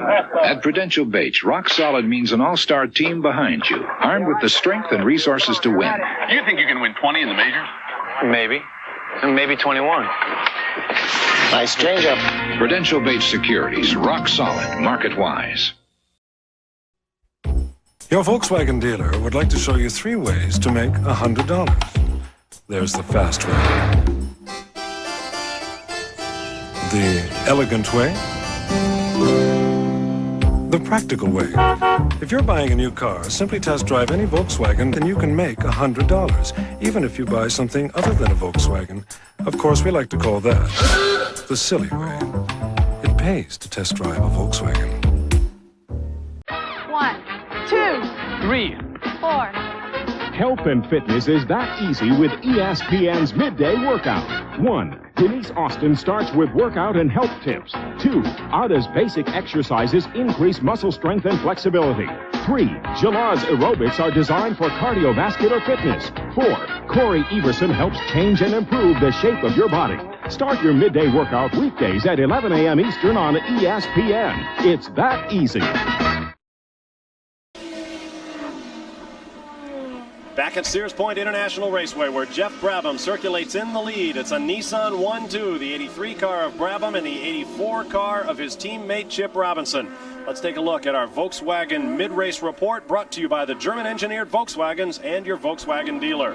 The leader at halfway, Jeff Brabham, 32 with the 50 laps run to that point. 3 leaders and 3 lead changes. Jaguar, Robinson in the Nissan, and Brabham in the Nissan. Of the 26 cars that started, 20 remain in the race, 6 of them on the lead lap. Cars out of the race. Willie T. Ribbs was in and out and in and out. They changed the intercooler, send him back out. He's now out of the race. The 9 Lights car of Morgan and Hessert, and the number 5 car submitted by the Italian Motor Racing Federation to give a couple of young Italian drivers a start. Anton Ferrari and Stefano Livio have retired that car. The Datsun Ramsey machine, Sutcliffe and Dow, and the Roca Lopez Lights machines also out of the race today. Well, now with 2 shots at their Manufacturers' Championship, a second place would do it for Nissan. The title they lost by 1 point a year ago. Right now they have Brabham in first, Robinson in second. But if you were with us in San Antonio a week ago, you know what can happen. Late in the race, with about 20 minutes to go in San Antonio, Jeff Brabham popped an engine, which doesn't happen often to this electromotive team, and he dropped out in the lead. Robinson was there to gather up his first solo victory for his new Nissan team, and setting a new IMSA record for success. Take a look at the driver's door. It looks like it's a little bit ajar. Kind of interesting. It looks like it isn't closed properly. If you get a little closer, maybe we can see that on one of the corners. Looks like it just isn't closed as much as it is, but the car is beautifully prepared. These guys really know how to put a car together.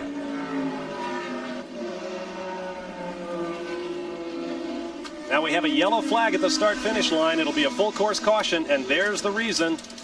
The number 34 car being shared today by Scott Atchison and Switzerland's Bernard Santal has gone dead on the racetrack, and they're going to have to get a tow truck out there to get it out of a hazardous position. As you can see, there's no runoff area on the right. The racetrack runs right up to the Armco barrier, so we have a full course caution, and that is a break for just about everybody except Nissan. They've made their pit stops. They're running with a big lead over the rest of the field, and now they're going to bunch them back up together. It'll be interesting to see what they do with the Scott Schubert-Linda Ludeman combination, to see if at this time they make the shift to get her in the car.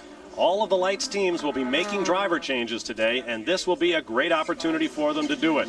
We'll keep an eye on the pit lane and let you know what happens. We're going to take another quick timeout, and we'll return to the Camel GTP Grand Prix at Sears Point, California. Over the top of the hill comes the pace car, Jeff Brabham. Behind him, Jim Downing in the number 63 machine, presently shown in 3rd position in class after he slowed a few laps ago. We'll be back to sort out all of our leaderboards when we return to Sonoma, California in just a moment.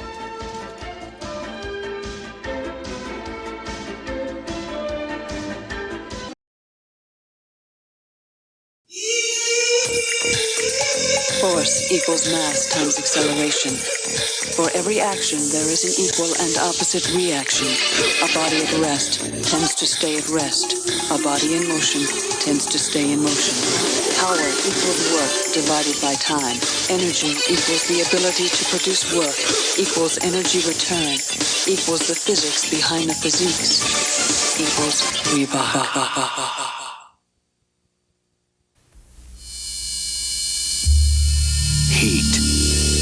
can be an athlete's toughest competition. Coolmax, the DuPont certified fabric that beats the heat by pulling sweat away from your body. So sports apparel of Coolmax keeps you cooler, drier, no matter how hot the competition gets. Sports apparel of Coolmax. It's got the heat beat. For a store near you, call 1-800-228-9835. Pain that throbs, aches, pain that pulses. Remember, there is a wonder drug for pain like this. The wonder drug doctors themselves take more often for pain. The wonder drug doctors take more than extra strength Tylenol, more than Advil. More doctors take Bayer for pain. Bayer is the wonder drug that works wonders. You're watching ESPN, the Total Sports Network.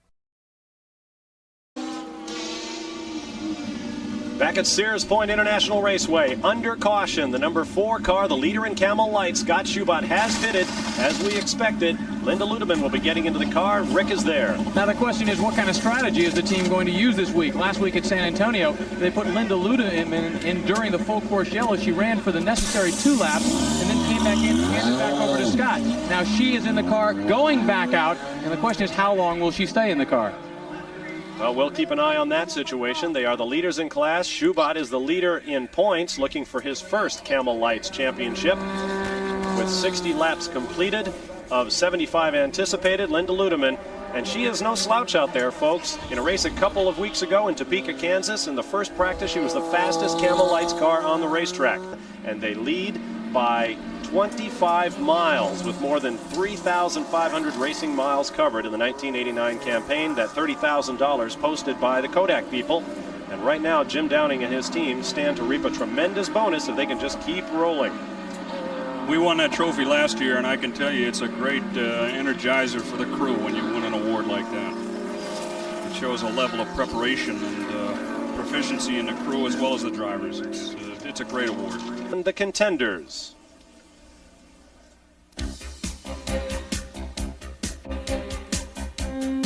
In 1988, Jim Downing nearly accomplished what no driver ever has, winning a Camel GT championship without winning a single race. He came up just short, losing the title to Tom Hessert in the final race of the season at Del Mar, California. In 1987, Downing, who suggested and named the Lights class for smaller, non-turbocharged cars, won his 3rd consecutive championship with just 1 victory at Portland, Oregon. In his campaign to reclaim the title this season, Downing knew the make-or-break race would come at Portland. This track had predicted the winner of the GTP series for many years. You won here, you're going to win the series. Well, the 3 previous years I'd won here, 3 in a row, and I'd won the series. Then last year I lost here and I lost the series. So I'm taking this weekend real seriously, and I'm not superstitious. As the 1989 season draws to a climax, Downing is in a 4-way fight for the championship, having driven his admittedly down-on-power Mazda to 2 victories at Watkins Glen, New York, and at Portland. The final standings will prove whether Portland is the championship make-or-break victory Jim Downing, father of the Camel Lights class, thinks it is. And meanwhile, up front, we have a battle for second place. The 84 Nissan of Chip Robinson now has the retired, and by that I mean new tires on all 4 corners, 61 turbocharged Jaguar right behind him. Jan Lammers now says, hey, I've got the tires that I wanted in the first place. Let's see if I can take that position back from you. They're into turn 7. Meanwhile, Linda Ludeman has pitted and let Scott Schubert bat into the car, as we suspected she might, after making the required 2 laps by a Camel Lights co-driver. Schubert is back in the car, although he runs 3rd place in the class at best at this point as a result of making that quick stop. 2 stops, I should say. Howard Katz has taken over for Jim Downing, and he runs 12th overall, first in class, over the number 55 car of Leutwiler, Marvin, and Roca. Chip is following the same line that Jan was earlier on. It's kind of ironic, the change of events here. They probably put a fairly soft set of tires on Jan to make sure that he could go for broke here. Only a few laps left in the race, and we can keep running, and with 61 laps completed. It'll be interesting to see whether the tires hold up on Lammers and see how his carbon fiber brakes work as he tries to overtake here. We heard earlier Bryce Cobb say that his Dunlops went off after 7 laps early in the race. If that's the case, Jan Lammers may have to get his pass accomplished quickly, because we have at least twice that remaining in the race here at Sears. And so we're going to have to see a pass from the Jaguar, and it's not going to happen now. Not going to happen now, as the 83 car of Jeff Brabham makes his way through in the lead. I thought that might be the 84 and that we might have lost the Jaguar. There is Scott Schubot trying to make up ground in the Camel Lights class. Let's go down to Rick DeBrule in the pits. Linda Ludeman is not getting a lot of track time in, but she is becoming one of the best pit stop persons around. You have changed twice. You ran the 2 laps that were necessary to make it official. Was that the plan from the start? Well, it was either going to be that plan or I'd go in and do the last few laps. It was just a matter of the way that the race unfolded. And when we had that yellow, it was a really handy time to stop and get the mandatory driver change done. You did it, and Scott Schubot is back out.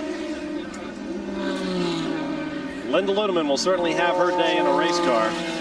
She is a class act. None the worse for wear, and 2 laps here at here around Sears.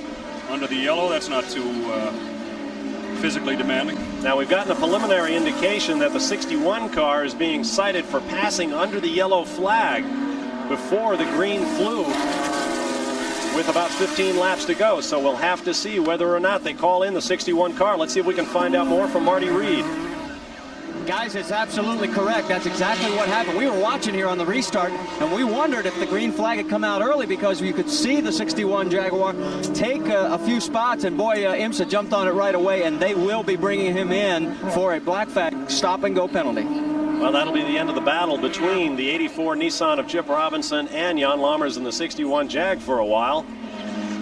There you see Lammers making his way around. No doubt he has since been told that he is going to have to come in. And he has lightened up a little bit. Through the S as he comes. Heading down to turn 9. When a driver hears he's got to come into the pits for a stop and go, that's like being told, that's getting the air deflated out of your tires in a literal sense. Here he comes onto the pit lane. Now this ought to be real interesting to watch. If he's angry enough, you may see a real fireworks display here when the IMSA officials turn Jan Lammers loose once again. There you go. Well, I wouldn't exactly call that a stop and go, but he lights him up like a top fuel dragster and heads back down the pit lane at probably something well in excess of 110 miles an hour. And off into turn 1 he goes one more time, well out of his 3rd place position behind the leading Nissans of Jeff Brabham and Chip Robinson. We'll be back.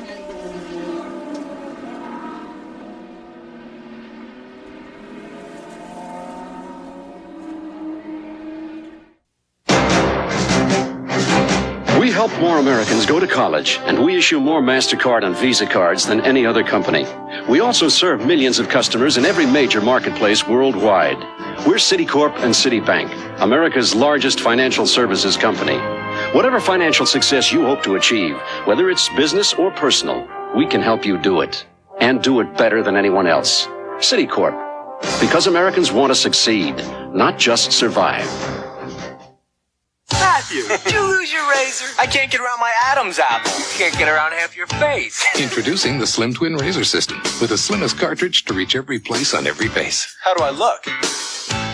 Ugly. New Slim Twin from Schick.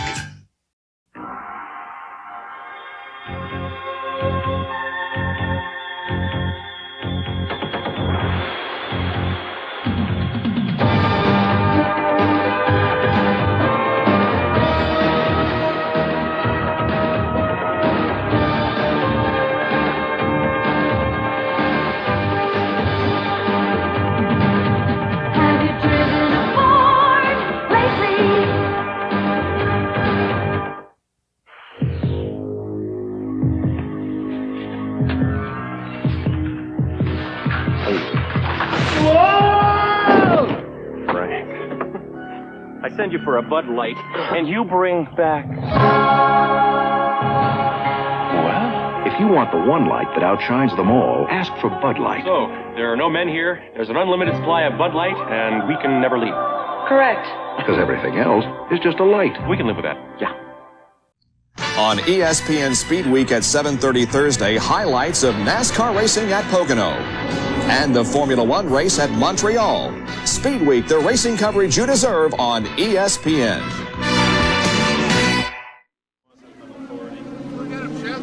Okay. Go get him, Jeff. I got time.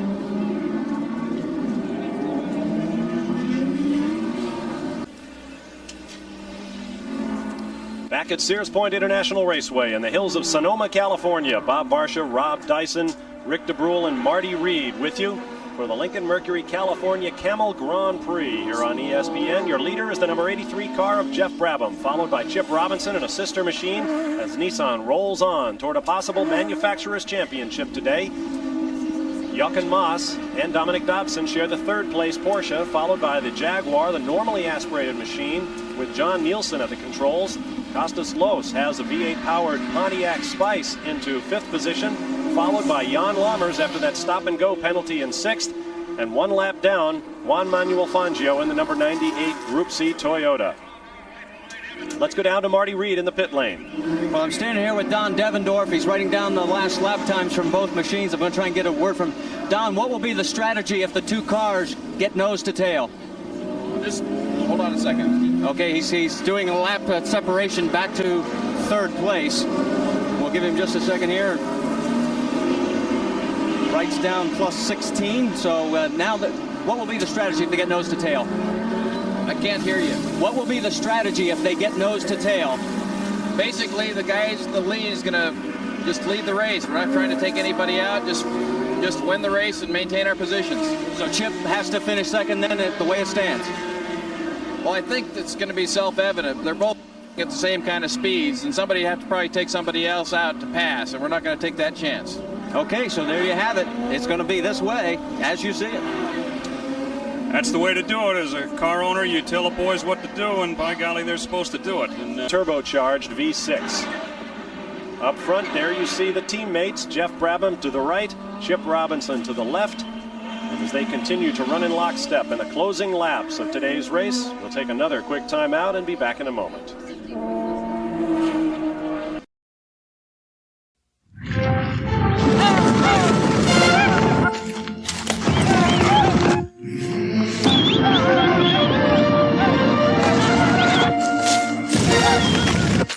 Rough day. Sure glad that's over with. After a day like this, you head for the beer that goes down smooth as a mountain stream. Bush. Rough day. Rough day. Your horse did all the work. Head for the mountains of Bush beer. Listen to the heartbeat of America. For today's work, today's world, Chevrolet will introduce more new trucks in 1990 than anyone else anywhere. Nobody's winning like the heartbeat of America. Today's truck is Chevrolet. The heartbeat of America. Today's truck is Chevrolet. Pronto, the fastest growing name in auto parts today. Pronto, featuring quality auto parts at lower prices. Pronto oil and air filters are designed to meet or exceed your car's original manufacturer's specifications. Pronto oil and air filters provide the protection demanded by today's high technology engines. When you need to know about auto parts, ask the pro at Pronto. You can see the dream of success in the eyes of people all across America. At Citicorp, we understand the dream. That's why, as Citicorp and Citibank, we've become America's largest financial services organization, already helping 1 in every 5 American families, with more home mortgages, more student loans, more MasterCard and Visa cards than any other company. We'd like you to get to know us better. Citicorp, because Americans want to succeed, not just survive. You're watching ESPN, the Total Sports Network.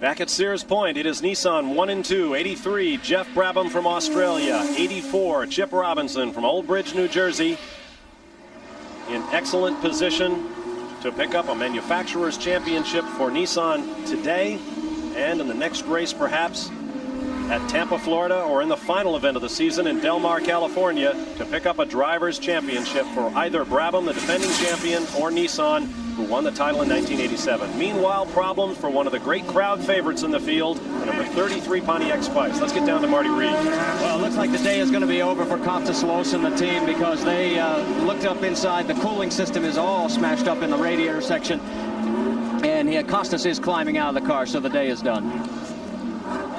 Yeah, he got hit hard enough to bust the nose up, and in these cars with the water cooling up front, that's a pretty vulnerable area for these cars, and it can get punched up pretty easily. Tough break for Julian Randles and Costas Los. They have run so well today. They were up in the top 5 at one point, running without the turbocharged horsepower that makes these Nissans and Porsches and Jaguars and Toyotas so dominating. Chip's car is quicker than Jeff's. And so we'll see if they will test their team manager Don Devendorf's instructions. He said that they will finish in the order that they are running and not risk knocking each other off because the cars are so close in performance. Let's go back to Marty. Well, we're with Costas Los, and Costas, I know you're very disappointed. The team, you were in the top 5 at one point, running very well. What happened? We had a puncture to start with, and this guy up here just spun broadside right in the carousel. I was like tailing him, real close, nothing I could do. But that guy, he saw me coming, he takes the racing line. He knows I was racing with the other guy, so I don't know what the hell he was playing at. Obviously, very upset Costas Los as the team is out of this race. Well, racing is an emotional sport, and there's a good example of it. You don't want to be taken out of a race, especially this late in the event. It's too bad. 3 laps remain. And I would be remiss if I did not mention that all of us at ESPN are happy that our senior producer for motorsports, Neil Goldberg, and wife Laura recently welcomed young Joshua Richard into the world. Mother and son are doing fine. For those considering a Toyota Camry, some revealing news. There's another 5-passenger sedan with front-wheel drive, fuel-injected engine, roomier trunk, and it's $1,200 less than the Toyota Camry. In fact, this German-engineered 1990 Volkswagen Jetta GL, including its new features, costs less than last year. So stop tearing your hair out about new car prices. It's time to think about Volkswagen again. Most men won't even discuss it with their wives, but when they start losing their hair, they talk about it with me.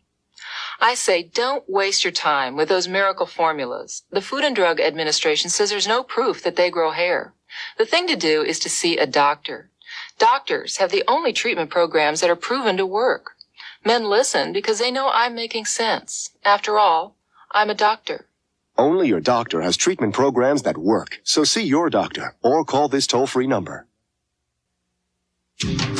To understand Asia, you have to understand its customs, its mystery, its people. You have to know what makes a good impression and what offends.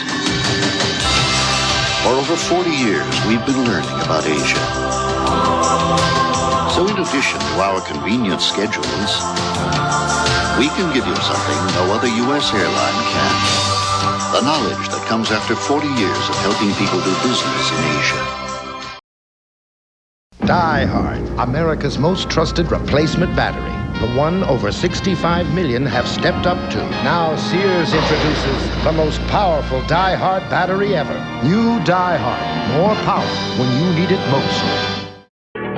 What if the NFL's legendary teams could battle to determine football's best ever? It's no longer a dream. It's NFL Dream Season, beginning Sunday, September 3rd on ESPN.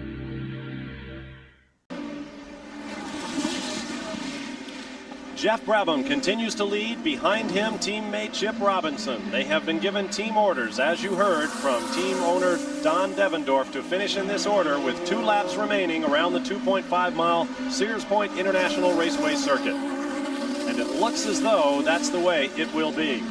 They're following team orders, and that's the way you win championships, and that's the way you win manufacturers' championships as well. Everybody exists for everybody else on the team, and nobody takes front or back seat. This is the way it was set up to be, and you maintain that, and that's the discipline that you've got to have in a team that's with Nissan's proven proficiency. They've done a good job today. And it looks like it's going to be another exciting conclusion to the Camel GT season here on ESPN. Brabham has the headlights on. Robinson behind him does not.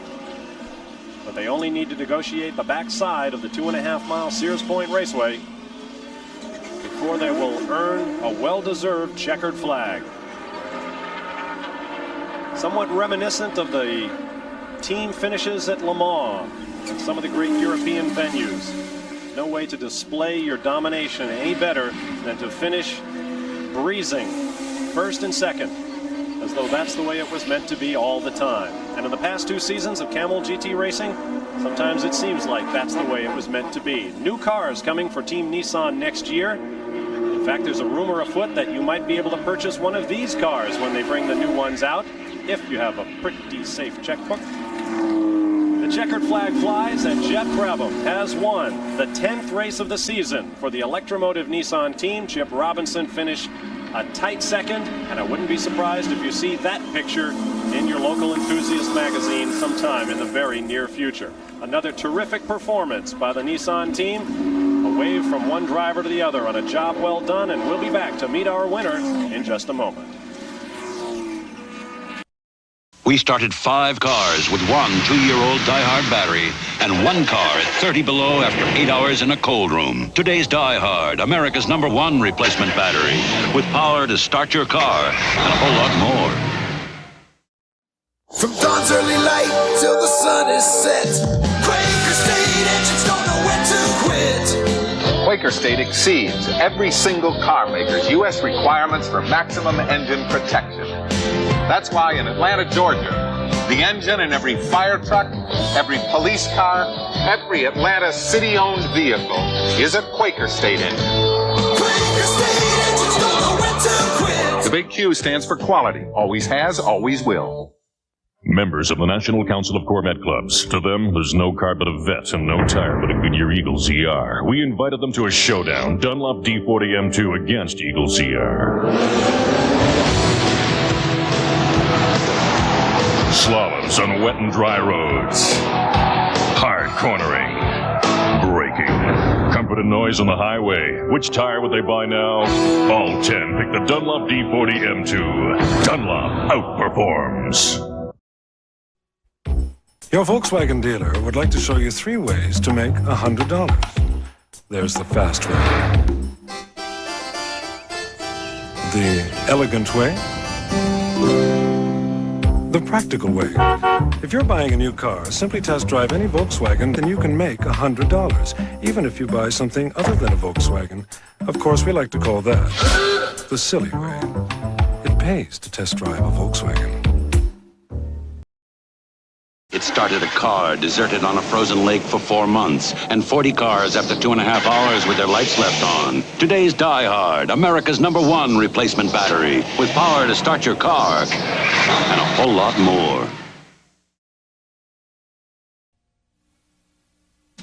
ESPN Speed World coverage of the 1989 IMSA Camel GTP Series from Sears Point International Raceway in California has been brought to you by Volkswagen, cars at an honest value for over 40 years. By Quaker State Motor Oil, the big Q stands for quality, always has, always will. By the Die-Hard battery, now with more power when you need it most. And by Dunlop High Performance Tires, Dunlop outperforms. Time now for our Sears Die-Hard Winners Circle, brought to you by the Die-Hard Battery, now with more power when you need it most. Here's Rick DeBrule. Jeff Brabham, it is 1 championship down, 1 to go. You won the Manufacturers' Championship. Towards the end of the race, you had Chip Robinson right on your tail. Were you thinking about San Antonio at all? No, I don't think that was going to happen again. But, you know, the Nissan team did a great job. I think we did a between Goodyear and ourselves, made a really good decision on, on what tires to run for the race. They weren't the quickest in qualifying, but I think they're the most consistent, and it really was the key to winning today. Was it just that simple? No problems at all? No, not really. The car was really good. The track was hot and slippery, and you have your normal problems with lap traffic, but it was a pretty trouble-free race for us. We had a great pit stop, and I could see the Jaguar was getting into tire problems pretty early on, so I thought we had a chance, and it really worked out well for us. More than a chance to victory here at Sears Point. And with that, Jeff Brabham scores his 9th victory of 1989 and sets a new record for 2-year success in the Camel GT. Here are your final standings. Brabham your winner, Robinson in second, and a Nissan 1-2. Jaguar finishes third and fourth, and a late pit stop for tires dropped.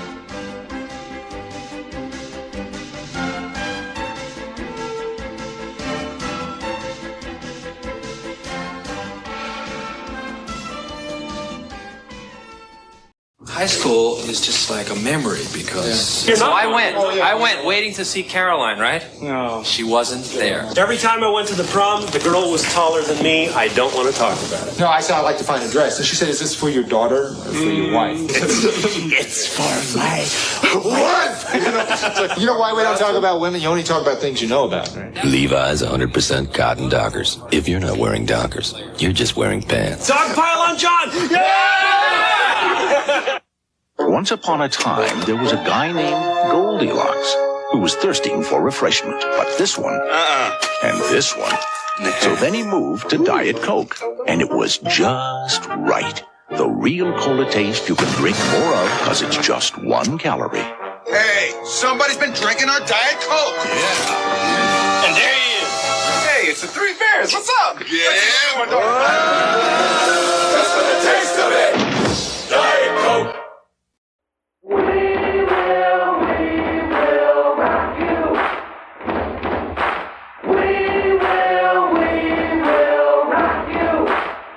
LA Gear salutes the captain, 6-time most valuable player, the all-time leading scorer, and for an unprecedented 20th season, Kareem Abdul-Jabbar. I'd like to add just one footnote to my career. Olympians Brandy Johnson and Lance Ringnauld compete in a unique single elimination style tournament. Consistency is the key at the U.S. Challenge. Friday nights at 8 Eastern on ESPN. Back at Sears Point once again, and we'll continue our Sears Die Hard Winner Circle, brought to you by the Die Hard Battery. Now with more power when you need it most, here's Marty Reed. Well, we're down here with Scott Schubert, the winner in Camel Lights. A little controversy. The second place team is wondering whether or not Linda made the required 2 laps, but whether that is resolved or not before we go off the air, the thing is you did cross the line first and your strategy worked. Yeah, I guess it worked again. Sorry we have to win that way, but we're real pleased to win anyways. Jim did a real great job of driving, and we just had to hang in there. He had to win today. It was a real important thing for him, and we wanted to win real bad too, so I guess it worked out for us better than it did him. Congratulations. Thanks very much. Appreciate it. Scott Schubert and Linda Ludeman, followed by Jim Downing and Howard Katz. Nicky Lutweiler leads his team home in third, followed by Don Bell and Ferdinand de Lesseps. I'm Bob Varsha for Rob Dyson, Marty Reed, and Rick DeBrule. We'll leave you now from Sears Point with the memory of our fallen colleague, Tom Blackhaller. There may be irony in the fact that Tom Blackhaller died at the wheel of a race car rather than at sea. He was best known as a deep-water sailor, 3 times a contender for the right to defend and, in 1987, to reclaim the sport's greatest trophy, the America's Cup. Just weeks ago, Blackhaller won the world's most challenging event for open ocean yachts, the 600-mile Fastnet race off the shores of England. But those who knew him best know that Tom Blackhaller loved auto racing even more than sailing. He also loved his new career in broadcasting, where his insight, candor, and good humor entertained us all. Tom Blackhaller had a spirit as broad as the oceans he sailed, and a personality as powerful as the race cars he drove. He was a friend and a colleague, and we miss him.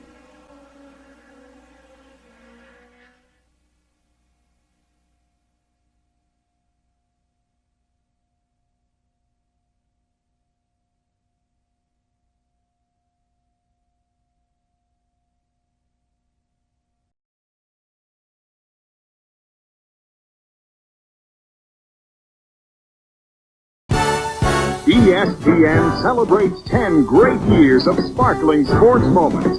10 years that have made ESPN the #1 sports network in America.